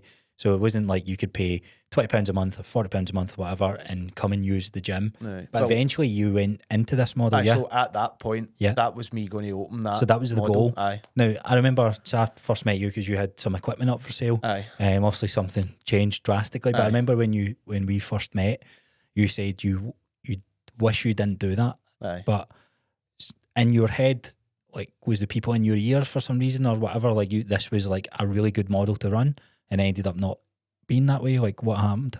I think I was just looking at other people. Like Yeah. I said there, I was kind of always had an eye on what They were doing, just like that Ultimate, must Ultimate Fitness were doing it's at the working time. for them. Yep. Aye. And I was like, I get maybe thinking of the money at the time as well. I was like, an open gym floor, it's not hard if you get Makes sense. 150, 200 members giving you £30 a month. Like, add it up. Like, I just thought, like, I want to do that. So obviously that first unit that I'm talking about, and then when I met you, I was in a bigger unit. Yep. So I've set the gym up. We've been in a lockdown. Kit is like that tight to each other. So when I was allowed to open, I had to shut every second piece of kit because you had to be 6 foot apart from each other. And I was like, this isn't going to work. So I've done all this work to get this gym ready. Graham's helped massively with this. So by this point, Graham's like fully on board as well with this whole journey Yep. of mine. And he's helped massively with that. And I've had to say to the landlord, if you get any bigger units, I've nobody else signed up. I'm like, but this isn't, just trying to COVID's think. not going anywhere. Yeah. I was like, I need to prep for this big time. And so that's when I moved into the unit, the bigger one, when I first met you. Oh, so the gym. Oh, sorry, I thought that was the unit. So that was you had another unit before that one. Aye. So I basically had a unit for best part of a year that I never used. With all the gym kitties out and Aye, everything. the full thing. I think I used it for about 3 weeks. Do you know, see when you said office space, I was like, I can't imagine that unit having offices in it, but that makes sense. Aye. So for about 3 weeks, maybe out a full year, I used this. The Did you unit. get any help from? Aye, so like you got like council grants and stuff like that. So I had went from being a sole trader to a limited company Oh, too right. just in time. No, but literally Oh yeah, because it was a cut off. You can by about a week. Yeah. Like, and that was the accountant that I've got done that for me. Brilliant. I was like, thank the Lord, because I was actually trying to say to the accountant, wait till the 1st of April because that's the whole tax year thing and it'll just keep everything in line. She was like, no, go a limited company to now because you're starting to buy kit. I was like, all right, fine, listen to you. And when the whole eligibility thing came out for all these grants, the date was about a week before. That's nuts. And I was like, Listen, thank yeah. the Lord. So you Because moved- obviously some members did stop their membership, Aye, of right? course they did. Like they weren't apart from a Facebook Live class, like, but going for in-person coaching classes to a Facebook Live. Aye, financial worries is a big thing for everybody. I remember I was managing a team in Openreach and we never got furloughed or anything. We could still work, but even I could see the behaviours and the worries from those guys. But luckily, we're a bigger corporate company, so could manage it. So you got the bigger unit. You had to move everything to the bigger unit, which I imagine was a faff. But I didn't tell anybody about that either, though. So, as in any of the members, nobody knew. Why? What did you just want I just couldn't, like... You didn't want the uncertainty? I didn't want that. I didn't want... Members ask questions. Like, so I was like, I just want to basically lock this one on a Tuesday night and open that one on a Wednesday. And managed to keep it under wraps. Got the other unit ready. So like so I'm saying, like Graham Kirky was unbelievable through this. So like I ended up got that other unit and I came into contact with COVID for the first time. About a year after, I dodged it so well. Came into contact and the isolation thing and all that. So I had to isolate for 2 weeks, and then Graham went in and done his best. So at it's the a unit. 2-week isolation, that's it. I know, it's insane. Insane. But so we Graham got that other unit ready for the most part. And then went down, and literally on the Friday, I think it was, basically told the members, I was like, there's a water leak, the tank, made it up. All Completely made it up. Right. I was like, I need to shut all weekend. So I So you shut. can move it. I was like, I'll do the classes on the Friday morning, and then the contractors are coming in, and they said they won't be finished till Monday night. Total bullshit. I just made it up. And in that full time, we moved kit about, lifted floor, took it round to the other unit, put it down, brought some of the kit over, moved the next bit of floor, boom, boom, boom. And then when it was sitting ready to go, I took a photo and put it in the members chat. They're like, And that was it. we're in here tomorrow. That was it. Did it go down well? I went down really well, but at this point, so obviously the other unit was like double the size. I didn't have enough floor. I was waiting on the floor and coming. So when I reopened it, it was just the open gym format. So there was still no classes at this point. You weren't even allowed to do group classes because that came later through COVID anyway. But there was like a corner in the gym that was, I had it railed off because there was no floor. It was still just the concrete. So that came like a few weeks later. But it was brilliant because also at that time DW shut down. Was it DW? Yeah. DW shut down on they didn't even tell their staff, by the way. Oh, did they not? Nah. That's They went into administration that's about how a year I found before out. though, didn't That's it? how I found out, because one of the PTs, I knew him, he turned up to do his shift and the doors were all locked. That's wild, isn't it? Aye, and there was a lorry there taking all the kit out. It's mad. So that went down quite well, actually. And at that point, I got a lot of people come for DW, joined the gym. Right. And that's when I kind of switched the mentality a wee bit and kind of forgot about the group stuff. Right, so you thought, okay, gym's the way to go. Aye. Quote unquote, easier model to run. Yes. It's just a members thing, open that. And it was making more money than ever Oh, at was that it? point. Aye. When does it start going wrong then? Tits up. Aye, when does it start getting stressful? Like at this whole journey, I would imagine. Aye. So see, at this point still, I've got no business savvy about me. Like, still at this point, I'm charging people a gym membership and they're paying me at the end of the day. It's a simple model, yeah. It's a very simple model. I've built this up. But at that point in time, I kind of completely forgot what I was good at. And it was taking group classes. And I kind of, you could say, maybe disappeared for the business at that point in time. And I just got other PTs in. They were paying rent. They were running a few classes. And at that point, I kind of copied the Pure Gym model. Yep. I was like, right, come in, do X, Y, and Z. You'd get no rent. And then I had other PTs in that were paying rent. And I was like, from a financial point of view, I was this is class. Like, I'm barely working here. But like I said, I should have been working on the business, but I wasn't. As you started taking that and living a life. Aye, man, I thought I was... I thought Jordan Rennie, the gym owner. I thought I was like big time, Yep. like at that point in time. But this is important to like talk about, because I think a lot of us aspiring PTs or just anyone that runs their own things, like, I'll be cool to own a gym one day. Aye. And this is you going through the highs of this. When does it become a low? Probably when JD announced they were opening. Oh, right. Aye. So at that point in time, I'd probably lost a few members already anyway. And then that's when Stuart was in as well. But he'd been with me for the unit before. He was renting the space and PT and stuff like that. And obviously he's got athletes only and stuff like that as well now. He'd started running classes. Like CrossFit style in my gym.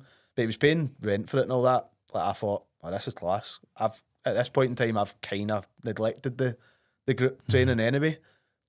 I was maybe down to doing 1 or 2 classes a week, which I couldn't even see it at the time, but they were the only 2 that were busy.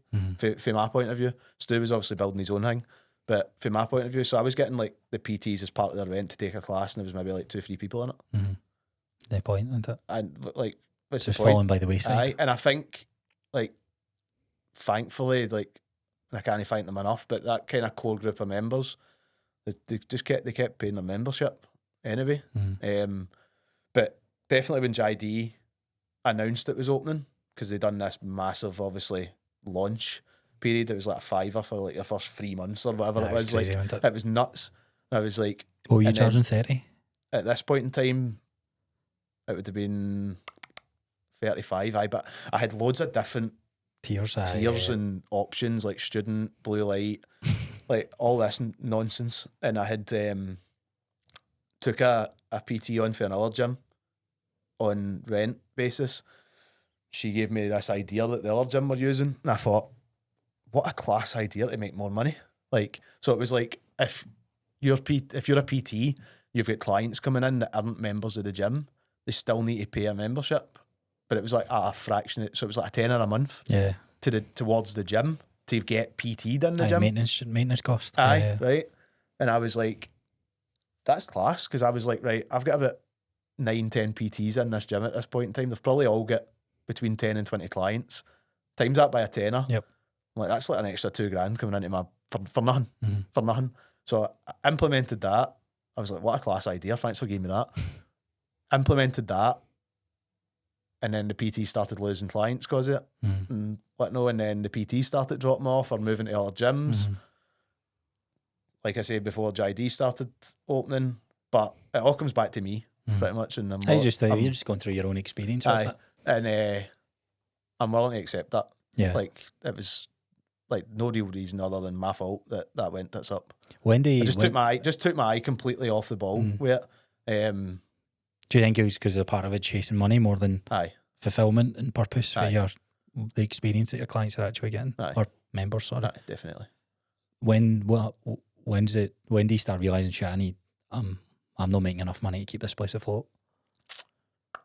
2022. Right. So I have been open. So PT's move. So this is all like through this time. Stu had obviously built up a good following through his stuff, and what he's doing is class. Still is class. You're watching this CrossFit style getting more popular. It a wee bit, and I'm like, right, my gym's going down the tube here. He's doing really well. I actually approached Stu. Probably nobody knows about this, but I approached Stu and been like, "Do you want to join this together properly this time?" Like, and thankfully he said no. Right. Like, because I was just clinging on to anything at that point in time. Like, clinging on to anything. So you split your gym in half, didn't you, to give him more space? Pretty much split the gym in half. He had half of it, I had half of it by the end. And my members that didn't like being in the gym while he had a class on, because it was just full on CrossFit chaos, like, you know. Taps off like fucking just mental. Pretty much, on that and all. I had a rule to start with. Did you? Taps are on like the whole time, because I knew that like my core group of members would be intimidated by it and all that. I knew that. And by this point as well, I've realised what's happening. Like, my gym's going down the drain here. I was like, taps on. Within like a couple of weeks, I had joined in. Taps were off. Like, that's fucking great. I was like, this is class. Like, I basically became a seasoned CrossFitter. Well, definitely not. But that's just the way the gym had went. And I basically said to him, like, so also the new landlords had come in and hiked the rent right up from when your current contract was finishing. What was the jump? Like, how much a difference? Double. What was it like? Aye. A few grand then? Aye. Fuck. So I was like, shit. How does that go? So did you say, like, you've got X amount of months? We've had so you've got a year left on your lease, for example. Like, this is going to be the costs when that runs out. And did you know at that point you weren't going to keep the unit? Or did you think you were going to? I decided that. I was like, because at this point I was like, I can't turn this around. That quick, yeah. Like, for me, for like JR Fitness, I can't turn this around at this point anymore. And I'm like, shit. So then, obviously, like I said, I approached Stuart. I had typed all this up, so I'd done it kind of properly. I gave him a booklet, professional, like a file and all that. I went, this is how I think we could do it. Like, you run the CrossFit side, I'll run the gym. Blah, like, that can be the membership fee, all this carry on. But like, again, so glad that we didn't do that. So glad he told me to shut up and laughed, like, kind of basically. But Stu's been brilliant for me as well. Did you just fall out at that point, No. or was it just No. like tongue in cheek, No. like, aye, right, fair enough? Aye, no, definitely didn't. People probably think we did, Right. because we went for being in one unit, and then Aye, we split up split into up, the two yeah, that we're in the now. But no, definitely no. Stu's sound. Like, and like I said, I'm glad that he said no, and that he had a business head on him, and I didn't.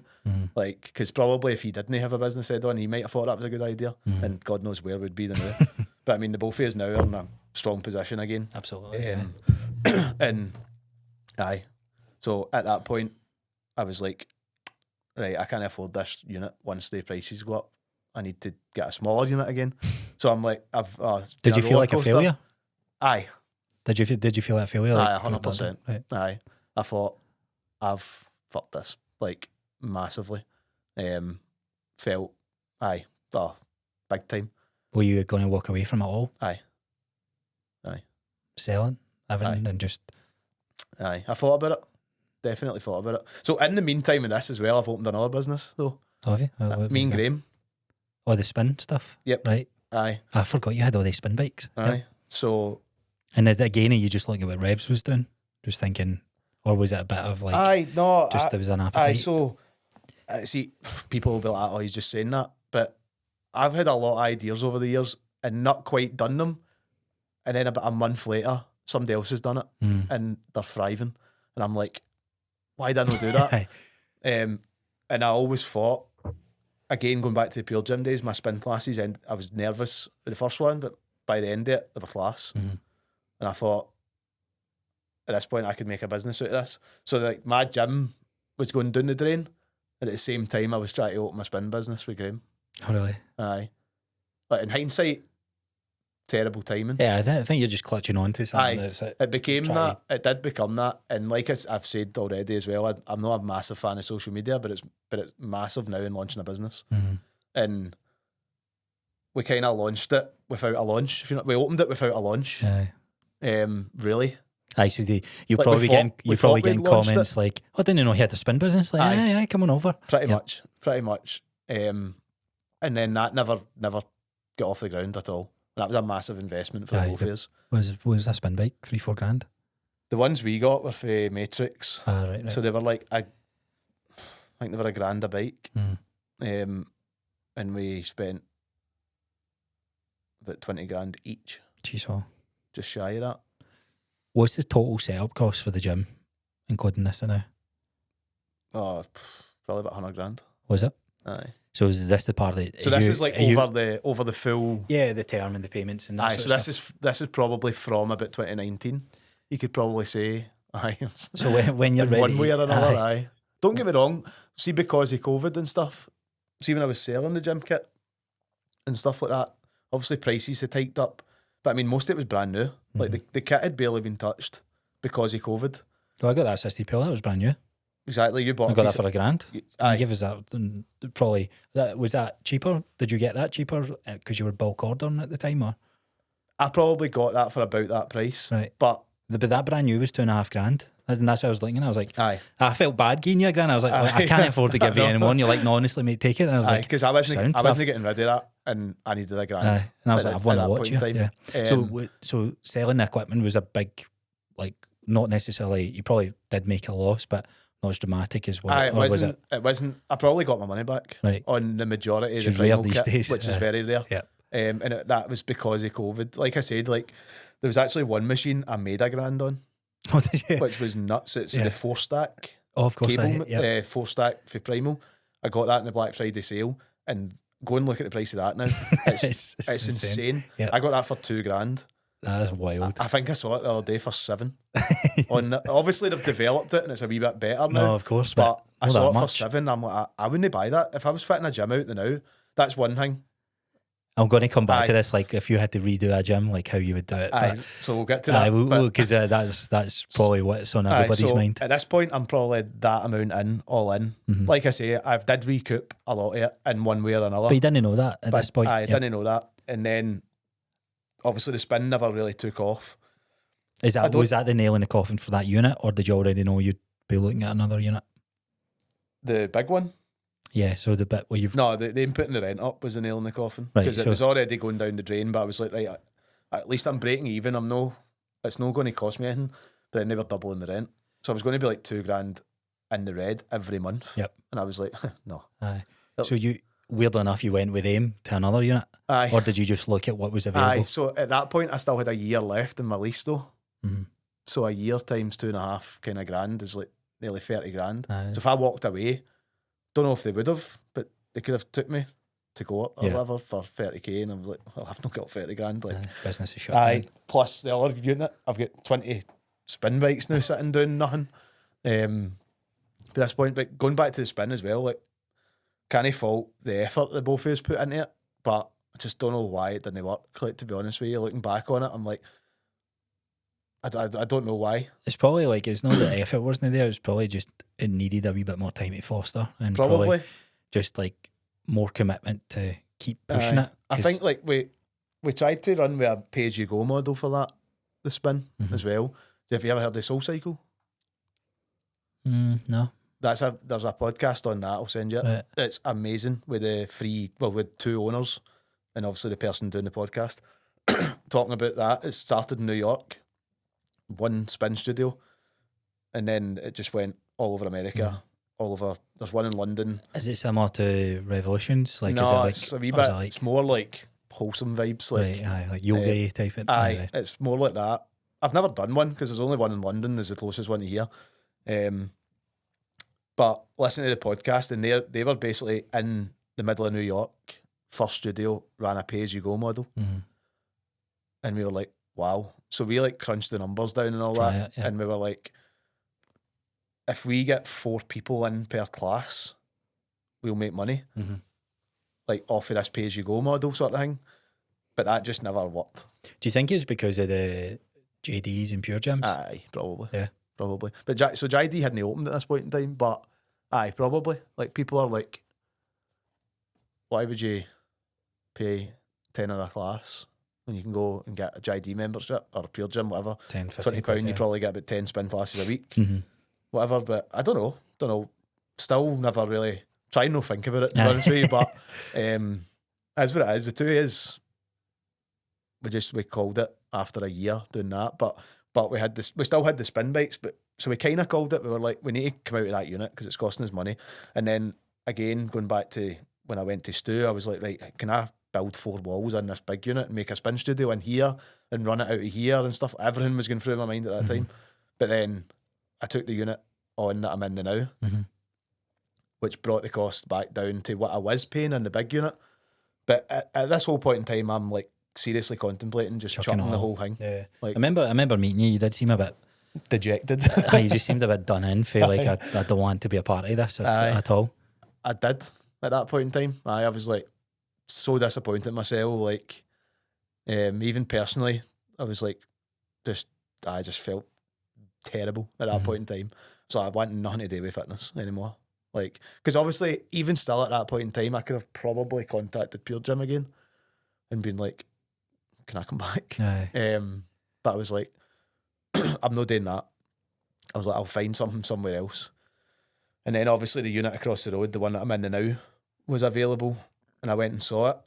And it's split into 2, the unit I'm in, with an actual brick structured wall. And I was like, said to Graham, we could put the spin bikes through the back and give this another go, and I'll take the front bit and go back to what I knew, which was classes. Yeah. That's what Stu actually said to me as well in that whole conversation. He went, I've got people that come to me for CrossFit at the time that come to your classes in this gym because it's you. Yep. Nobody else.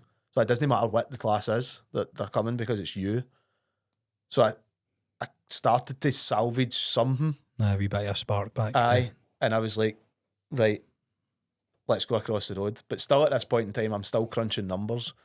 And I'm like, right, what members are going to come across with me here? Yeah, what's the output? To this. And it basically boiled down to those original people that I had for when I first left Pure Gym. That's the ones that's got the biggest impression. Aye. So when I moved across the road, I had 12 members. That's what I ended up with, 12. And I was like, shit, it's not going to work. The spin had lost pretty much everybody that ever came. I think we had like a handful of members that were like if you open it again, we'll be there. And to be fair to them, they did come. And then that's in the kind of meantime, that's when I'd met Ash as well, when this whole shit show was going on. I'd met Ash. She told me about F45, Stacey opening, that it was group training and all that, blah, blah, blah. And I was like, wonder if I could get a job in there now. Aye, just to keep everything. I don't need to pursue clients. Like, I'm the coach. Stacey's going to, or F45 is going to provide everything. I'll get paid for taking the classes. I went and done the class in the bowling club that she was saying about. Went and done that. She's like, I ignore the scenery. Like, I've been in worse, don't worry. I know. I'm seasoned to this. Aye, definitely.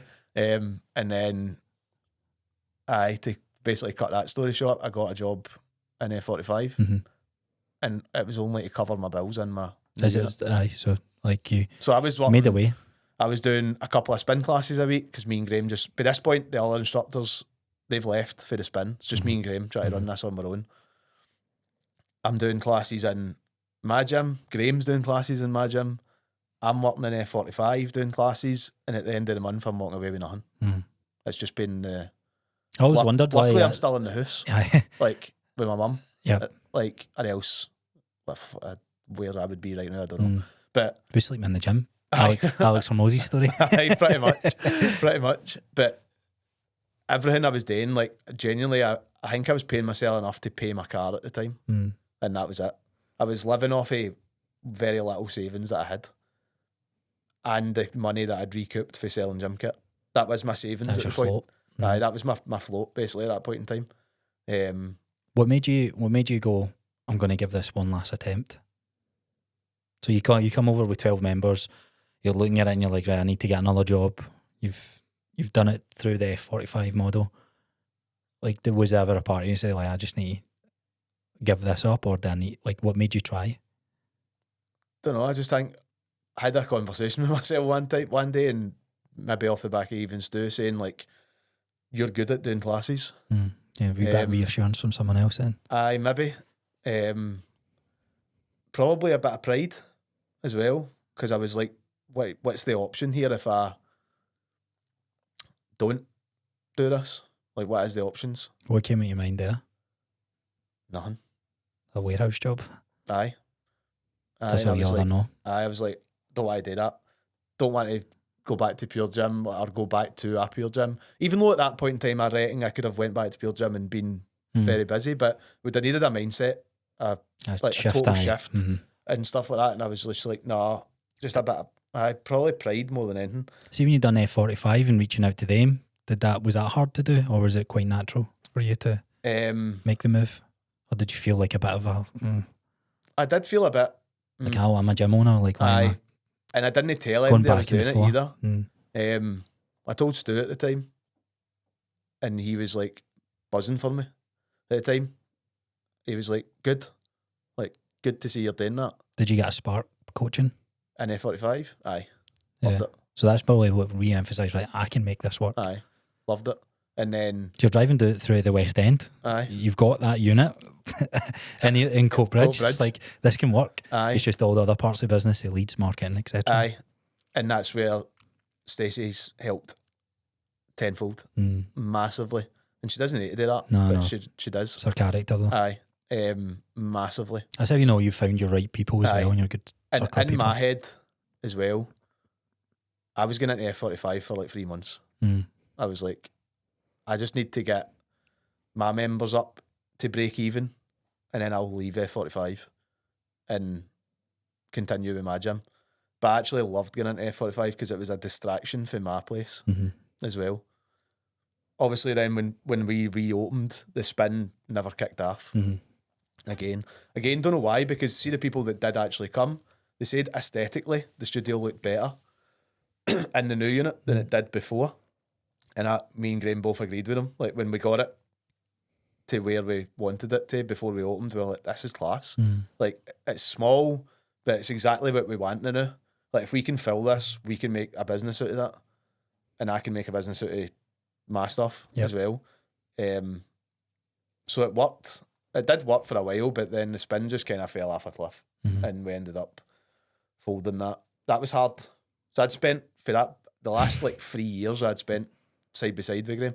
Mm. So that was hard. Especially when you're so pally with each other as well. Like, as you wanted to work. And then a business goes tits up. Mm. Aye, so that was difficult.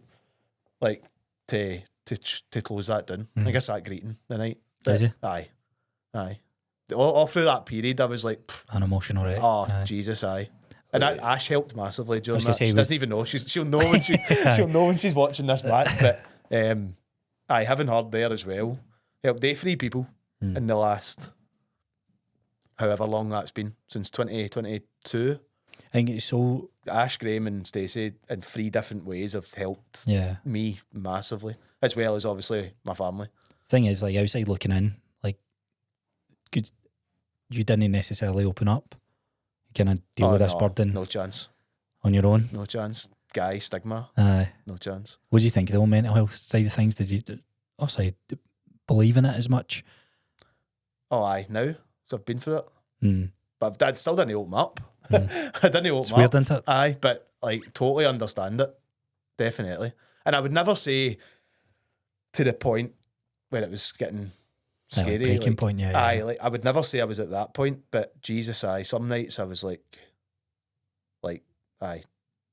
tears. Mm. Like, what the hell have I done? So I went for there. I had it all. And then at this point in time, I was like, I'm working 40 hours a week here and getting nothing. Aye, not taking a penny. Getting nothing. And that happened for a full year, pretty much.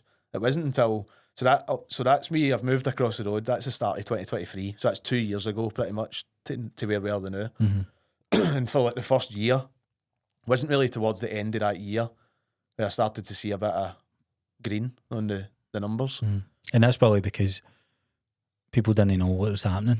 Is that gym? Is he doing boot camps? Is he doing classes? Aye. Is it spin? Is it all these things? And then it got to the point where I was like, hey, should maybe add another class or 2 in order to do that. I'd need to pay somebody to do it because I'm in F45. So it got to the point where I was like saying to Stacey, so I'd done 2 mornings and a night. I said to Stacey, I was like, I need to give the night one up. I need to add in a 4th night onto my schedule and stuff like that. And she was like, nah, that's totally fine. Like, you're doing well. And it was probably at that point in time where we upped the ante and her helping me as well. Because, I mean, bear in mind, she's just opened that studio as well. Like, she's got her plate full, like, big time in there. But it's probably at that point in time where she started really helping me and I started listening for a change. What was some of the things that's made this more successful this time round than your earlier ones with the class model? Me being me. Yeah. Aye. Then you're chasing somebody else's dream. Aye. Definitely. Instagram life, like, in a way. Yep. 100%. Turns out I it's mean, not. you see how many people do you see on Instagram? You're like, what a life they live. I know. You're like, we probably don't. Like, especially like the Dubai coaches. Like, I wind Callum up quite a lot about being out there and stuff like that. And I met him when I was out last year. We met up for a coffee, even though I don't drink coffee, as we know now. But met up for a coffee and stuff. I was talking to him, like, he's doing amazing with what he's doing.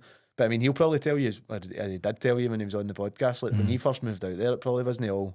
I think he was saying, like, bumped into his mum that the other week there. I don't think it's that much of a life to live out there now. It's all inflated with the prices and all that sort of stuff. So I mean, I wouldn't know. I've never lived out there, but it's good. It's good that I think you have to experience it, because at the end of the day, you can tell someone like money isn't everything and all that sort of stuff. But until you go through it yourself, you realise that, fuck, man, that's not. Probably when the gym did peak, that's probably what I was like then.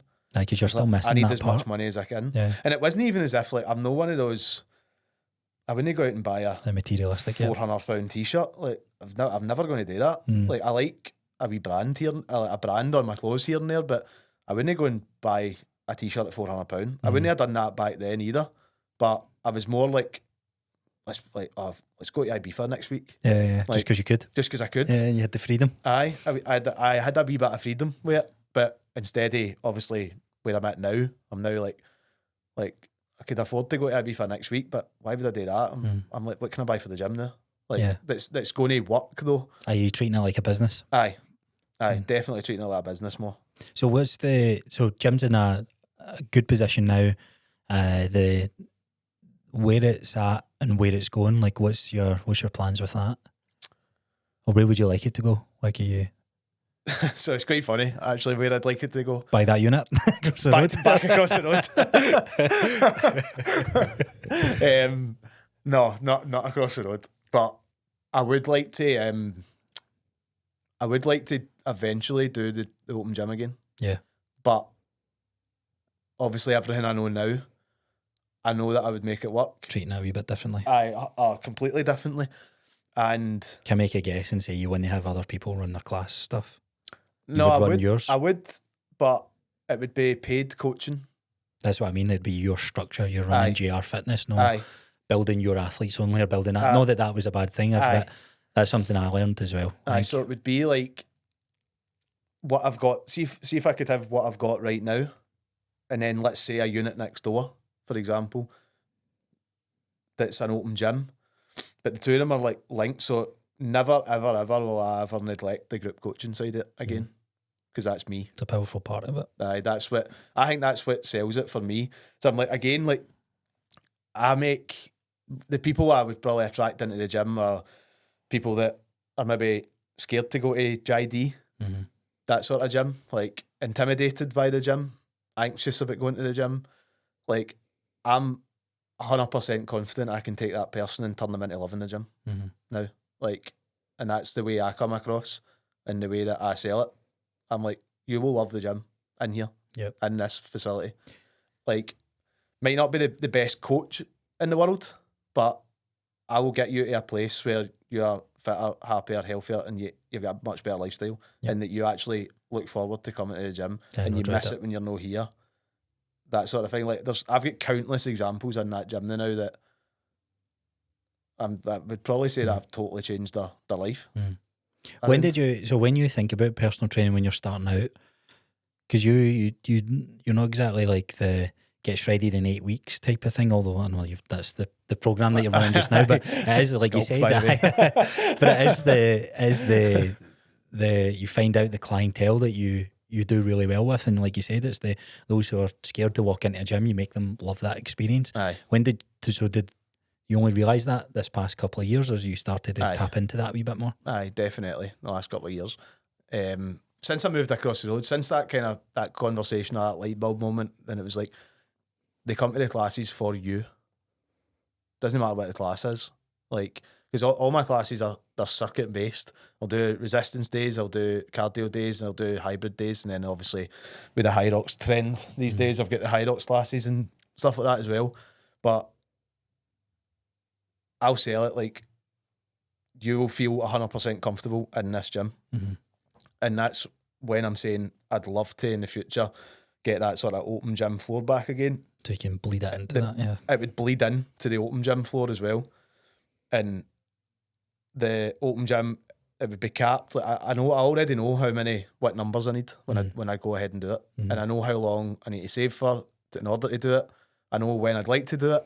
I've got all these, this is comfy Stacey again. But just executing it. Goals, like setting the goals and stuff like that. So I'm much more business focused, and I'm much more relaxed on the gym floor as well now, because I think I need to be relaxed in order for them to feel comfortable. There's nothing worse when you think about 101 different problems that's going on, and then try to be there for the people that you're coaching. So obviously that's where I'd like to take the gym, but I know that I need to focus on what I'm doing now to grow it first, because even though I've been doing it 2 years, it's probably only moved into a really good place in the last 6 months. Like, so weird, you need that runway to be able to get it. Because again, even like the first year, so I ended up working in F45 for a year and a half. In my head, before I started in there, it was a 3-month stint. Like, but I just loved it. I loved the way they coached. So that it was like, people would be like, "Oh, you're copying F45 and stuff like that," and I'm like, they didn't reinvent the wheel though. And I'm like, that is initially what I left Pure Gym and started doing, was this type of class. I just never latched onto it, really. Never put it on social media, nothing like that. And obviously now I've went and worked in F45 and it looks like I'm just copying it, but the structure is the same. Like Stacey gave me the heads up to do that as well. Like, well, think about it. Like she was like, you need to put a structure in place in order for it to work. And I was like, right, well, F45s are around the world. They're trialing and testing everything at a much larger scale that you'll never be able to do individually. Exactly. So you may as well learn from it. And that's the beauty of this. And that's it. This like, space. so I sit with Stacey once a month and basically tells me what she's doing, and I'm like, right, well, that would never work in Coatbridge because you're in the West End. Aye. Like, you're F45, that's never going to work for me. And I just take wee bits and bobs for it, and I apply your experience of what you've got for the last 10 years. And then I'll be like, maybe sometimes she'll be like, I'm doing that. I'm like, like, come on, like, you could do it like that, and I'll go and do it, or like that. And it's just continuing to build that. And I think between opening this space I'm in now to where I am now, like, I do think I've built something that nobody else has got, despite there being about 40 gyms in here doing Coatbridge now. What's the best thing about what you're doing now? Taking somebody for when they come in the door, taking somebody for that first moment to where I can get them to. Because there's so many people in the gym now that I know that that's where I've got them to. Yep. Like, they don't even need to tell me, I can see it. But they also need to buy into it as well. Do you know what I mean? Like, I've had a lot of people come through the door and I know kind of like, it's one foot in type of thing. I know very quickly, like, you're not going to see this out, basically. But obviously they need to buy into it as well, but I'll provide everything for them. They just need to show up. So the kind of brushed over the High Rock side of things as well. How did that become a thing for you? Like, I'm assuming, like, so I've never really leaned on the model, and I don't think it's no my style. It's not for me. I love doing it, but I can never. A couple of clients say, "Can you run a simulation in that to help out?" And I'm like, "I'll give you my advice, but there's other people in the area I'd rather you go to. Like, you're selling that sort of stuff." Did you see that being a part of F45? No, or was it? It was.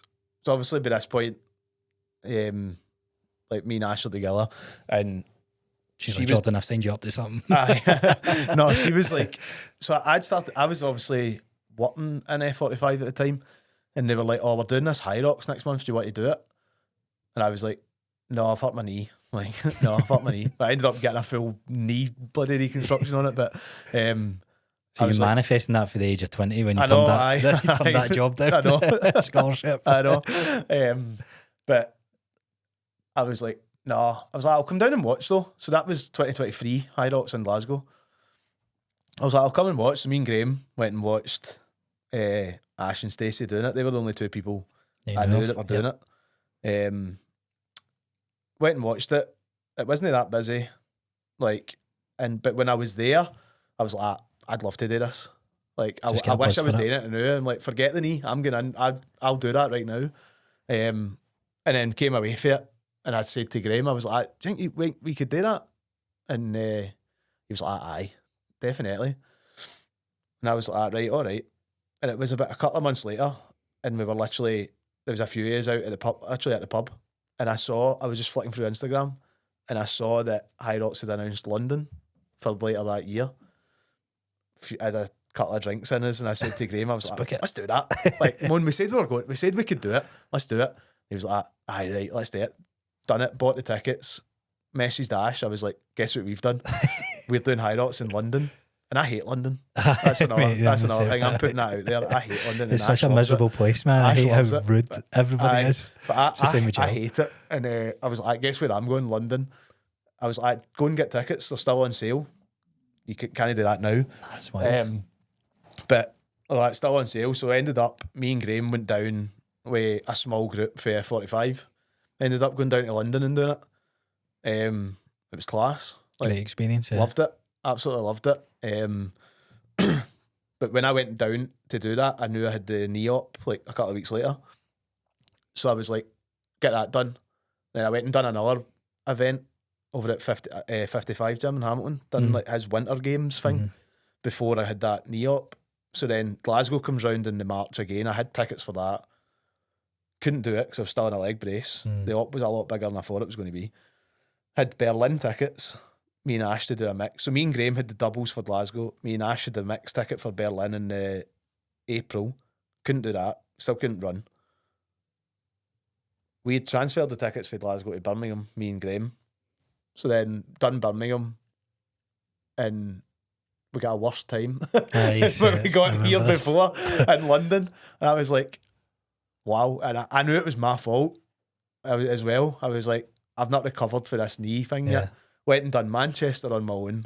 That was a disaster. What are you trying to make up for here? You just try to like prove to yourself that you've got... So I done 3 in 4 weeks. Aye. So I done the doubles in Birmingham, so I actually slipped through the sled push in Birmingham, and my back, so my back went, and I was like, I can barely move, and it just killed the race. I had Manchester booked the next weekend on my own, a solo. I'm like, could barely walk going into the bloody venue because my back. Is that the one where it was like pure fighting demons, or was that the one before? Oh, aye, that was that Manchester. One. That one. Aye, that was. Oh, I say, dude, that's God. more impressive. You finished it. Aye, I went down. Got the train down from Marlow at 5 a.m. myself. Walked for the train station up to the venue, registered and all that. Done the race, and in nearly 2 hours, like, wanted to walk off about 10 times, and I'm like, I can't walk off. I've came all the way down from Manchester and all that. Meantime, Ash and Stacey are in Paris, I think, the same weekend. Oh, right, okay. Doing High Rocks. So I knew they were all watching my time. Like, and Graham, I knew he was watching my time as well. Man, the demons is going through your mind. In the meantime, between all this, Graham's went off and done a solo and podiumed. Oh, is he? Right, okay. Before this. Right. But he wasn't too happy with his time that day. In the back of my head, I'm like, as long as I beat him. Like, and I knew straight away I wasn't going standards, some I knew benchmarks. I was like, I'm not going to beat his time here. And I walked off the course and honestly could barely walk for about a week after it. My back was in bits. And that's coming from Birmingham. And then the week later, I had Dublin doubles with my mate that lives in Ireland. And at that point in time, he's messaging me. He was like, right, we'll split it this way, we'll split it that way. And I'm like, I don't even want to do this anymore. And luckily, I think I had a massage, about 6 massages booked between Manchester and Dublin. So I felt all right getting into that race. Me and him done it, but that was always just going to be a bit of fun. And a couple of the members for the gym had came over and done it as well. So that's maybe at that point in time within the gym.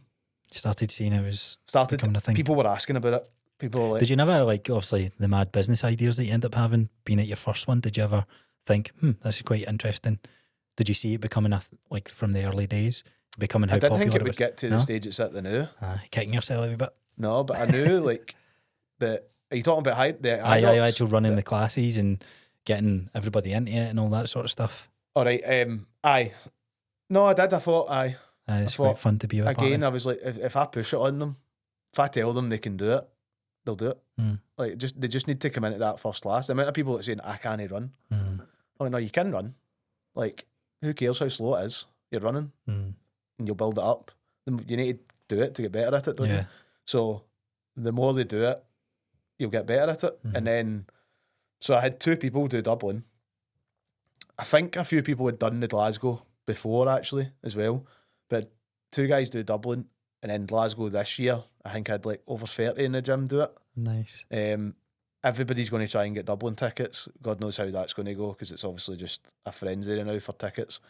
But then in the meantime, I went to Vienna and done a solo and done a lot better than what I'd done in Manchester. I think it was like a 37-minute PB or something like that. I was like, that's an Instagram post, like, I can 37-minute PB. I know. I was like, that's a bit better for me. Like, I'm not a runner by any stretch, but as long as, in terms of my own training and stuff like that, just as long as I can keep taking time off it, I'm not going to podium as a solo. Like, that's just not going to happen. Like, I know. Especially where it's going. We podiumed at the relay in Glasgow though, which was class. That's awesome. It was me, Graham, Stacey and Ash. The mixed relay got on the podium. So obviously I'd just done Vienna 2 weeks before. So I was straight on. I was like, right, what time's podiumed in the mixed relays? I was like, because I think I can go quick at like one station and then I know I'm getting a break. So I was like, I reckon I can go quite fast here, like be up there just for that one section of the race. So I was looking and I think 104 podiumed in our category in Vienna, and I was like, I think we can beat that, but I didn't know because we never done a run through. You just had to. We just turned up on the night and done the race, and then when we crossed the finish line, obviously I had timed it all on my watch. Crossed the finish line, and we had a 101, 102, something like that. And I was like, right, the UK races are quicker than the abroad ones on the whole. So I was like, I don't know if we've done it. And I quickly grabbed somebody in the gym was standing at the side, and I was like, give me your phone. Just pure I was like, straight buzzing on. We hadn't even had like the finisher photo done or nothing. I'm straight on, like on the leaderboard. I was like, I saw we were sitting third. I was like, obviously I was buzzing, but I was like, there's still another couple of waves, definitely to come in here. I'm like, it only takes one person to go 1 second. 1 second, and you're out of the podium. And obviously, as soon as I've said third, Stacey's going nuts. Like, she's going nuts. It was funny to watch because I'm just like, please, nobody come in behind us. But luckily, nobody did. And that's cool, though. We did come third. That was some buzz. Aye. It was some buzz. But I mean, it was a Sunday night at like 10 o'clock at night. I'd been there for 4 days solid. Aye, so I was like, I need my bed before I can even just done in by the end of it. What do you think of the whole that whole space then? So, do you ever feel there's a bit of expectation to do well as a quote unquote athlete competing in it, or are you quite comfortable? Like, I'm just going to show up and have fun with it. A bit of both. I think that so there's a few people in the gym. Like, so I'm going to do Berlin in, when is it, 2 weeks time, right? 2.5 weeks time or something. And there's a couple of guys in the gym going as well. And one of them's really at the wind up with me. He was like, you can't let me beat you. Like that's embarrassing and all that. Like, it's a wind up. And by the way, his running's very good now. Yeah. So he could beat me. But again, so he's putting that pressure on me, but I'm not caring. Aye. Like, see, as long as I beat my time for Vienna in February, you're happy. I know I'm not going to podium on my own. I'm never going to get to that level. I've got no aspiration to get to that level either. As long as I keep just chipping away at my times across the board, you're happy then with it. Do you think it will die off? What? Do you think it will die off? We've already spoken about this on Instagram. I think it will become a wee bit more elitist. So I think, I think it's a fair point. I think the guys like Jerry, Chris, like wee Ross Walker, I think you put it this way, see, like if they want to do an event as well, like they're there. I think they're definitely going to end up tailoring it more to that level athlete. I mean, it's definitely a race that's open to everybody, and I would encourage MD. I'm pushing everybody in my gym. Go and try it. Like, go and do it. You don't say you can't do it, because you can do it. But I just think like some of the times that these guys are posting are just ridiculous now. Like, I think so fast. I think it'll put the everyday guy off. Well, I actually think it might put. So there's a part of us when we do our first one, you do it and you get your time. You're like, yeah, I'm in for a chance here. I'm class. So that's why, because you coaches, you and Scott, isn't it? Aye, so you have got a class doubles time. Here's in my opinion. When I look at that as an example, because I'm not the only one. There's tons of us who've done doubles just now. We're getting like good numbers that are now not as good numbers compared to you went sub 60, didn't you? Yeah, we got 50, whatever it was, 56, 57 minutes, right. And there's scope there to improve that, right? Aye. And then I'll look at the improvement numbers, and you're like, here, we have a chance to like winning that. But then when you look at doubles starting to go into sub 50. Aye. To me, that as a coach, is like, you know what, it would have been cool to hit that podium, but if that becomes the new norm for what I need to do for training wise, I'm now checked out. Aye. And I think a lot of coaches may do that, which means less of the attention is on the high rock side of things then, so it doesn't get pushed as much. Aye. And that's my maybe argument to see why the sport might be maybe take a dip.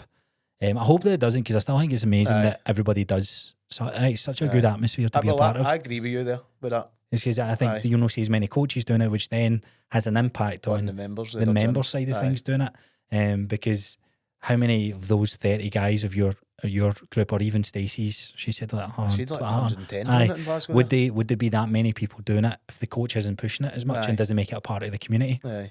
So it'll be interesting to see. I agree with you there, because I know like Ash and Stacey as a doubles team are very close to their podium. Like lethal. I think they came fourth. They came fourth or fifth in Paris. Oh, was it that close? I didn't realise it was that close. Wow. See, that makes you go, I'm going to do this again. Aye. When you're 57th, I know, with a sub 60 time, you're like, I know, man, but I couldn't believe that. Fucking insane. Obviously, I saw you were flying out to do that, and I was like, I'm going to keep an eye on your time. you clocked buzzing in. with You it. clocked in at 57 minutes. I was like, wow. Aye, and it was Like, seventh 'cause on I the think, day where of did the you do in first heat. Manchester? 103 or something. 103, aye, but I gassed myself. I saw that first run. It was insane. So it's got to the slow down. fastest He's first like, run no, MD's ever fucking done in keep High up. Rocks. But like, so I saw that you took 6 minutes off it. Also went abroad, which And that was in 4 seems weeks. to be the case. Like, if you get that time in the UK and you get the exact same time abroad, your placing will probably be better abroad. So like, when I saw your time, I was like, wow, they've done it. They've got the podium. Aye, And and then our where did you come? I think we were 17th overall. Like, But we were in the first heat as well. And even on the first heat, there was 7 guys finished in front of us. aye. And don't get me wrong, like the competing side of things, what I like, I love. Aye. I think there's a part within us Aye. all that we love to do, but I think they need to change something that either mixes up the course, mixes up the exercises for that same spark to be there. For me, anyway, Aye, I don't know what it's going to be for other people. But Probably back because to- you're very close to.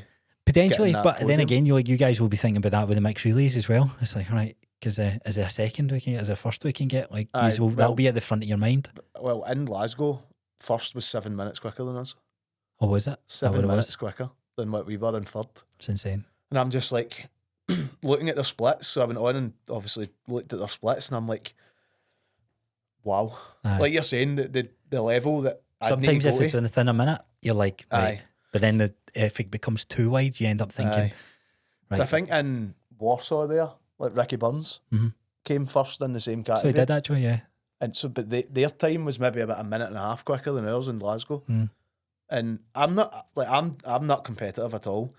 But when it gets that close, I'm like, right, could we go and win a race somewhere and do the mixed? But in terms of out with the relay, like I just want to just chip away and get better. I know, like, I mean, I think for my age group, I think it's Hunter. Is technically the exactly. fastest. Yeah, exactly. Is technically the fastest guy in the world. It's like, I know. And I'm like, well, that's never happening. Like, Aye. absolutely never happening. But like you say, there's guys going like 53, 54 minutes solos, opens. It's like, even. Because again, the argument with the open and pro thing, like, coaches, why you not doing the pro weights? Aye, I think that. I remember you saying that. I think was it Stu that said that. It's like, you don't do a pro weight, you're a gimp. Aye, but he just winds everybody up with That his has high stuck rocks. with me though. see since you said that. I said to Scott, I was like, I know it's a great time, but it doesn't mean anything. We need to do a pro if we do another one. Aye, but like, and I'm just like, well, I'm miles off podium at open weight, so Aye. like, why would I then step up to pro? It's all ego though, isn't it? It's Aye, like it's, but that's where I don't have that side of it aye. personally. But you said something earlier, which is the most important part. It's like you're doing this one for the experience to set your benchmarks, and then from there, yes, you might have aspirations to go a certain time, but see if you're improving. Aye. The continuous improvement game is what we're all looking for, Aye. and it's what you train, it's what you coach, it's what you instill in people. Aye. That's the main thing. And that's going back to the business side of it Exactly. as well. That's what I'm You need aiming to to see. do now over the next.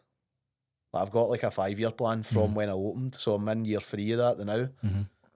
Like, can I keep the wee stepping stones going all the way Aye. to then? So it's like, not looking like this. Aye, so it's not the roller coaster I had for the first 5-6 years there. But since what was I saying there? I like the stepping stones and stuff, like year 3, that's much more important to me now than my own fitness. Yeah. Going back to the high rocks, like That's on just a, that's on a the year's fun. time, you could knock your pan in training and dedicate your life to high rocks to get a flag. That's another thing that Aye. does my head in. Aye, so it's They, like, they don't give you anything back, in my opinion. yeah, like it's like, See, even if like you're saying there, you podiumed and they gave you a ticket to another race. So we came third. Right, there's your prize for coming third. There's a ticket to another race. Go and see if you can get second or first. What did they give you? A Velcro patch? aye, And and a then flag if you podium. invite to the Worlds where you pay double a ticket. Do you know and the best thing was as well? So teams of 4 in the relay, they gave us a Red Bull box with 3 Red Bulls in it. share, one of you share them. One of you need to share that. And I'm like, come on, man. Like, that's what me and Graham always say that. Yeah. As in Kirky, say that all the time. Like, they don't give you anything back. Nah, I definitely think that will change though. Aye, So I think they need to start rewarding. rewarding it, because the reward, people used to do it for free, Aye. like volunteering. So Aye. starting to pay. Aye. The gap and the judging and all that sort of stuff obviously is a big talking point. Aye. So it'll be interesting to see how it evolves. But I think it's smart to pull in that lever to support, or have a support element from a class structure to help people with that for sure. Aye, definitely. And there's people in there that would have said, I know for a fact there's some people that done it in Glasgow that 6 months before that were saying, no chance. I'm never coming to a High Rocks class. And that's what feels good, isn't it? That's a great feeling. It's class.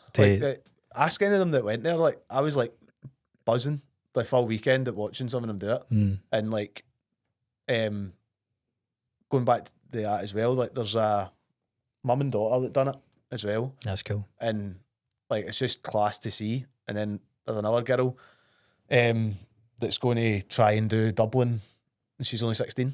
That's cool. On her own. That's She's well going good, aye. Dublin. Obviously, her mum and that's going to go with her, but she's going to try and do the race on her own. But she comes to the gym because her mum came first, said, "Oh, can I bring the kids?" That's when you realise I'm there's like, a bigger 100%. picture of what you do. Like 100%, you can bring the kids to the classes. So, like, that's the other thing, going back to the sort of style of the class. Like, MD can come and do it. Like, whether you're fit as anything or a total beginner, like, it's at the end of the day, it's a circuit class, but coached. Yeah. So I'm going round everybody, making sure everybody's doing it. As soon as I see somebody doing something wrong with technique, like, I'm over to them fixing it, and I'm basically just scouring the room the whole time. It's probably something worth mentioning, because I've often criticised the circuit based stuff. I can't remember. I like high intensity, not even high intensity. I can't remember what the episode I done that a couple of months back. But I said there's caveats to this. Like, as much as it's not my style, and I would argue against it. There's people who do it really well, and I said yourselves, like the guys over at Sin as well. Like, and then they're really good at it. F45 was something that I thought fell into that category. Sitting down with Stace and kind of hearing how they explain it and coach it, like, there's ways to do it, and I think it really comes back to what is the bigger picture. It's probably the community side of things, and what you can build is the accountability, isn't it? Because a lot of them will show up because they know their pals showing up. Aye, because they know their pals are there. Exactly, that's it. And there's a lot of people in the gym now that are like bestos. They didn't know each other before they joined the gym. Like, there's a couple that was telling me they're going to Santa Ponza next month. Like, what is going on? I'm like, you didn't know them 6 months ago. Now they're away to Santa Ponza together, like, next month. That's and that for me is massive as well, and where I want to take it. And like I said, drip feed it in to having one day in the future having an open gym again, but totally keeping that community feel. So like MD that will gain away a wee bit here, but MD that'll be in the group coaching side of it, will have access to the open gym as well. That's a smart model to run. Aye, and that's where I want to take it to, and probably within the 5-year mark. I think and I'm in year 3 now. Obviously a lot, like finding a unit that's suitable and all that stuff as well, but like there is a part of manifesting it in a way, but it's not going to happen overnight. It's probably, looking back as well, maybe happened too quick. Yeah, as well. But that's a fair point. I'm glad I came through it all now, and that side of it. But do you feel like, how do you find the competition with the small group stuff? So you became one of the only circuit or class training styles in Airdrie now. There's, well, if you look at corporate change, the Pure Gym and the JD, JP's is obviously grown to where it is, and all these different other places are now popped up as well. How have you coped with that in the past, or how do you cope with it now? In the past, I used to see them as a competitor, but like JD, Pure Gym, they're just not a competitor. Like there's no point in even trying to make them one or trying to think that they're one. I wouldn't say JP's a competitor anymore either. His gym's massive now. Like the new one he's just opened, it's huge, and it's more powerlifting, kind of bodybuilding based now. I know he's got the other unit, which is group training and stuff like. But in my opinion, he's good at running a gym, so run it. If you want my honest opinion on that. So I don't see. I think there's maybe one or two in the area that are as in Airdrie and Coatbridge, more so Airdrie, but I just kind of see, like, stick to being me. That's the one thing I've learned in the last, like, I mean, look at where JP is now. He's a perfect example of just being himself. Being himself, yep. Like, 100%. Not caring about any other competition. JD opening, but peak fitness still a thing. No, I think that's shut. I mean, it's still there, but I think it's shut. They also I think it burnt. Did it not burn down or something inside? I don't know what the story is there, but initially, like, when you're the only gym in the area, like an actual open public gym, you get a council gym that's your competitor, but then when a Pure Gym and a JD comes along, you've experienced that first thing. The JD got announced and you started losing members Aye. and the stress and everything you go through. I mean, it wasn't even opened yet. I know. I'm like, where are you training now then? And I was just waiting on JD open. I'm like, So, and JP he probably went through this himself, but to be able to even just home in on these things. Looking at him for the outside, like I've met him a few times and stuff like that, and like again, chat away fine. It's no like I'm not here to make enemies with anybody that owns a gym. Like you said at the start, like there's plenty of, I don't know how many Clientele, people live in here doing Coatbridge, but there's plenty of people to go around. If Need you're a couple of hundred. if you're doing it right, like you'll get the clients and stuff. But he's a perfect example, in my opinion, of somebody that's just stuck to being him. And look at it now, it's well paid off for him. Yeah, you know what I mean? Absolutely. And that's definitely where I scared away from. Aye, we end up chasing. But I'm now back to. We end up chasing the shiny object, isn't it? It's like, what do I think I want? Instead of like, so what am I good at? It's like the two things. So, stuff like literally, just be. That's the main thing. Be me, and it'll work. And it's working so far. I like it. What's one thing that you're not doing just now that you think you should be? Probably more on the business side of it. Yeah. Like, what would that look like? Being with, like, getting the coaching from Stacey, the amount of, like, you would call it admin tasks that she does that I don't, is frightening. Oh, really? Aye. Like, she seems like a powerhouse of, like, there's a to-do list and that gets boxed off every single day. Aye, don't get me wrong, like, I can do that. Like, I'll make a to-do list and get it done. It's just nowhere near the size of hers. And I'm like, should I, like, in my head, I'm like, should I be doing that? Like, probably like leads. So I'm very good at, I would say I'm very good at, see, once somebody comes into the gym for the first time, like converting them into a member. Getting them into the gym in the first place is probably where I struggle at. I speak to Stacey all the time about this. I'm like, if I get 10 trialists, I'm very confident I'll get like 8 or 9 of them to sign up. Like, very confident within the first session. It's getting the trialists in. So probably, like I said, as well, I've said that a few times, I don't like social media. Yeah, it's but probably getting a bit better at that, having a structure around the social media. Still to this day, I'm like, shit, I need to post something. And it'll be a good post, but there's no structure behind really what I'm... it's just off in the whim. What I'm posting. So getting better at that, definitely. Better at lead gen, definitely, because a lot of my members are word of mouth. Yeah, I think it's so important. I was actually, or like the open week that I do. Yeah, they're very popular at getting people through the door. The thing with referrals is as well, like, sometimes it takes a year to build. Like, where you've got, like I said, I'm in year 3 now, and I would say it's you're probably 10 years in your 6. personal training. Somebody just commented on what you done 10 years ago. Aye, like, you know what I mean? And I'm desperate to know who that is. Like, it's crazy. I'm it's desperate crazy to know who that person is. Well, that's good. And it's good to actually hear that, and I hope a lot of people take a lot away from that, the owning the gym side. So it's not that you don't want to own a gym or owning a gym isn't the right fit. It's just like making sure you're not pursuing it for the wrong reasons, I guess, maybe, if you had to look back on it. Definitely. Like, when I think it hit a number that came in 1 month, and I was like, I've made it. And I remember it back then, and it's funny because that number's now higher now. Obviously all the outgoings are through the roof now compared to what they were as well at the time, just through... It wasn't the number, it was the fulfilment that you wanted from it as well. I always say personal trainers are competing against gyms, and you said that earlier on, but that's the part that you we're personal trainers, aren't gym owners, like, or even small group studios, we're not gym owners. It's the community and the coaching part that we thrive in. And the 2 bits that you've just said there, the coaching and the community. I've got a member for Clydebank. That's class. I like that. I like that they drive through. Yep. And they came with their mate that lived in Coatbridge. He now lives in Cambus Lang. But the both of them still come to the gym. And he's there like 3-4 times a week. Like, committed.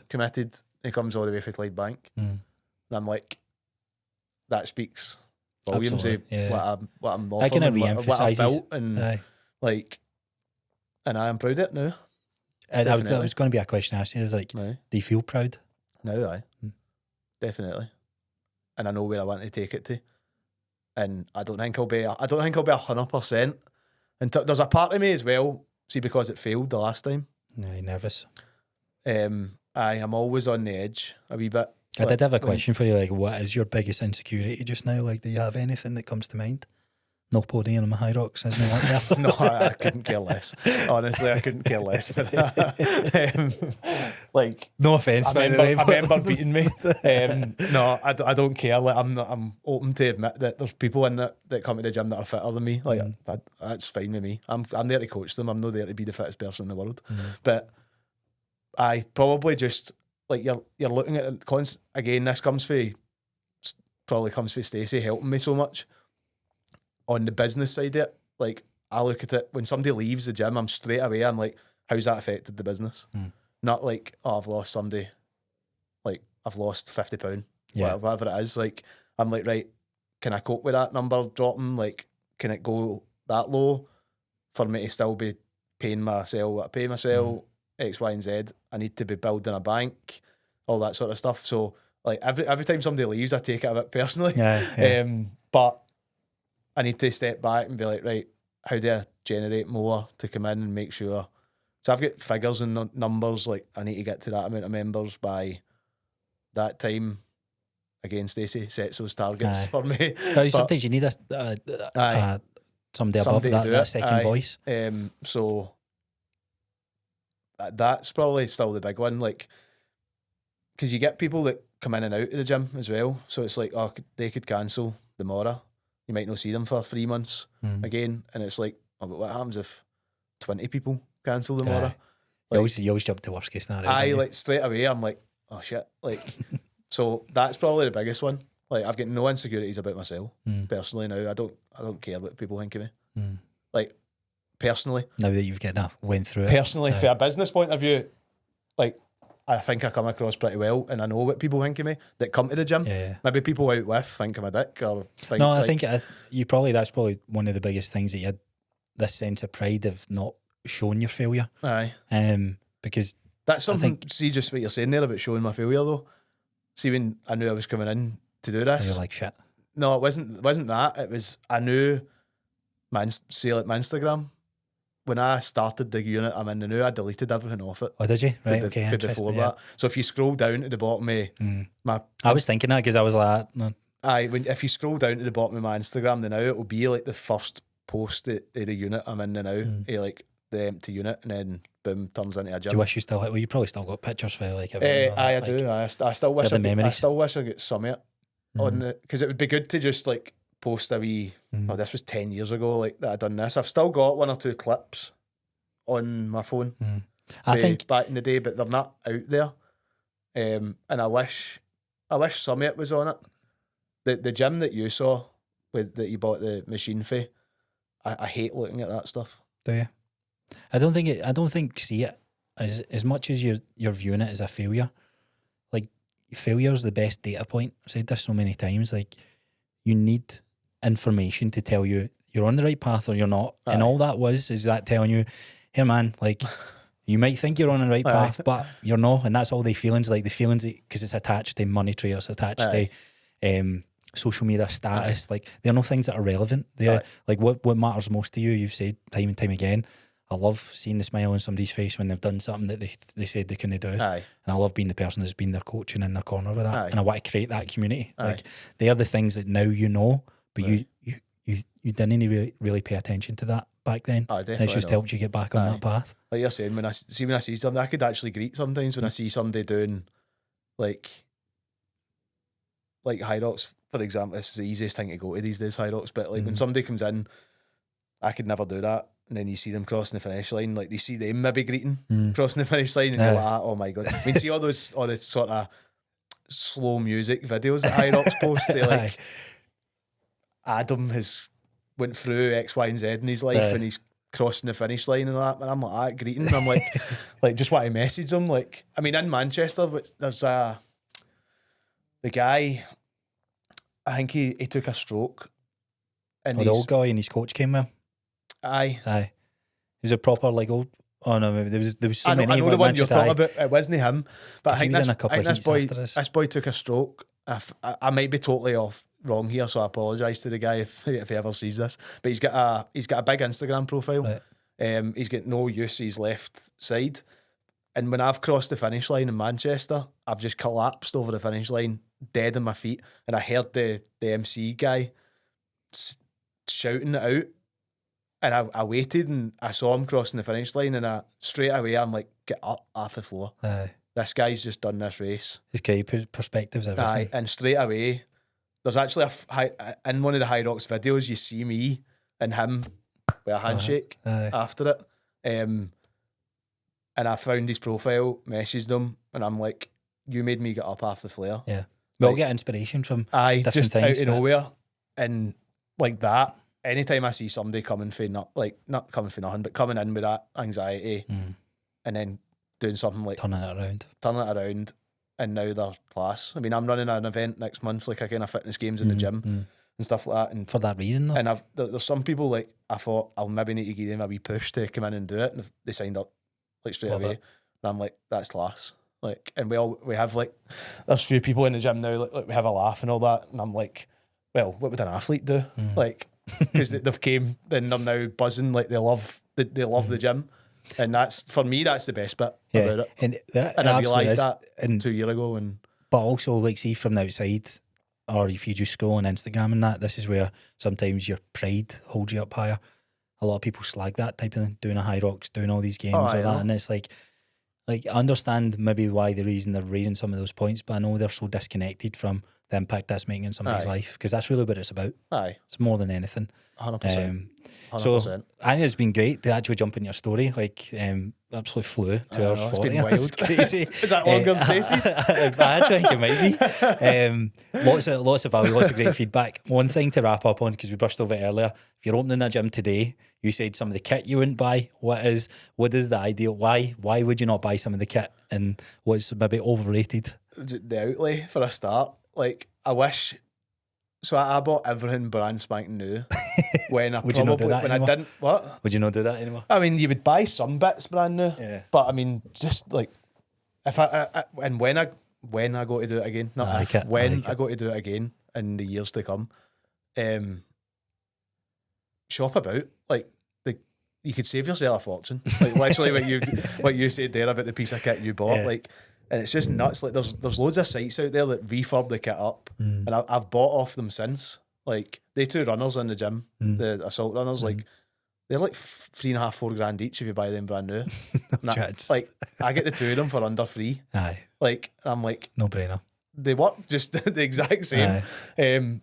But so for kit wise and stuff, like, just shop about. Plus, there's a big. I mean, JP's is like a prime example of getting all the old styles, so like Cybex gear and all that in. Like, you can pick that up like cheaper than brand new stuff as well. But in terms of kit, just like shop about, see if you can pick up a few pieces here and there, and you will save yourself a fortune. Any overrated kit that you bought and thought this is going to be the bee's knees, and then realised nobody's using this? Trying to think now. No. All kit's got its purpose. Maybe not. I bought a belt squat was very, and the opposite of that was extremely well used. Oh, really? Aye, in my gym when I had it, like, everybody buzzed that. I loved it as well. Interesting. I loved it. Like a plate loaded belt squat. The glute drive, actually. There's one. Glute drive. I had a wee hip thrust bit out there as well, and I was like, this is taking up too much space. I had a full like glute drive machine. Obviously, it's got the plate, the bull horns at the side. So it was like taking up the same sort of space as what a barbell would. What am I doing? It was a machine with a seatbelt. It was like the seatbelt was just driving into people's body. Like, as soon as you put a decent amount of weight on it, the seatbelt was just like strangling them down there. And everybody was just using a bar anyway. And I'm like, that's just paid a couple of grand for this. Aye, like literally like that. Could have got a barbell and plates for the same thing. I got a barbell and plates for a couple £100. Everybody's using a barbell. I'm actually glad anyway. I wasn't in the position to get in a gym when I was in like my mid-20s, because I would have been like, oh, get this hack squat, get this. I'm actually glad I had the head to go, all I need is barbell and dumbbells first. Let me start there, and then we'll take it from there. Definitely. Now that you say that, calf press. Calf press? Seated calf press. I went up to Muscle Hut in Falkirk. You would buy one, or you wouldn't? No, overrated? I wouldn't buy one. So I went up to Muscle Hut. I know what I need. Bigger calves. Like, so again, I had just opened. This was still actually during the COVID era. Like, so I was going and basically seeing what all the gyms had. Yeah. But not in this area. So like I said, I went up to Muscle Hut in Falkirk, because they were fully kitted out with Primal at the time. Mm-hmm. I went in, and they had this seated calf press machine. I'm like, that's class. Like, that is very, very good. What do guys want? They want big calves, man. This is it. This is going to be Got back in my car, phoned Primal, the boy that dealt with me at Primal, phoned him. I said, have you got any seated calf presses and stuff? He was like, aye. I went, I'll come and get it now. Drove from Falkirk to Bovril at the time where their offices and their warehouse was. Went in, paid like $1,000 for it, put it in the back of the motor, took it back to the gym, built it. Don't think it ever got used. Nah, and then even after about a week, I was like, that's shit. You're like, sometimes you sit on the feeling then before you buy it. I was like, that is the biggest waste of money that is ever. so funny. And I was like, just grab a bar or grab Get a plate dumbbells, and get a calf plate, and raises. just calf raise on the side there. I'm like, On the machines, I know that I wouldn't buy a calf raise, but it wouldn't be in the top 10 priorities. Put it that. definitely not. Like, definitely not. I know that if I moved in, I need to stop saying that. When I do it again, I know the machines that I need to start with, and then take it for there. Love it. Aye, definitely. Right, well, mate, I'll shout out the things of where people can find you. Also, you've got the games coming up. Can non-members join that, or is it so just no, members only? It's a members only. So I'll leave the link of where people can find to look to join the gym. Aye, just on Instagram. Join classes and structures. You've got it Monday to Sunday, Saturday. Aye. I always do the first class free as well. There you go. So if you want a free class, there's a lot of folk that listen in and around Airdrie and Coatbridge, so highly recommend checking out Jordan's place. Link will be in the show notes below, and then I'll shout everything out at the start. So thanks very much for coming on. Thanks for having us. Pleasure. Appreciate it.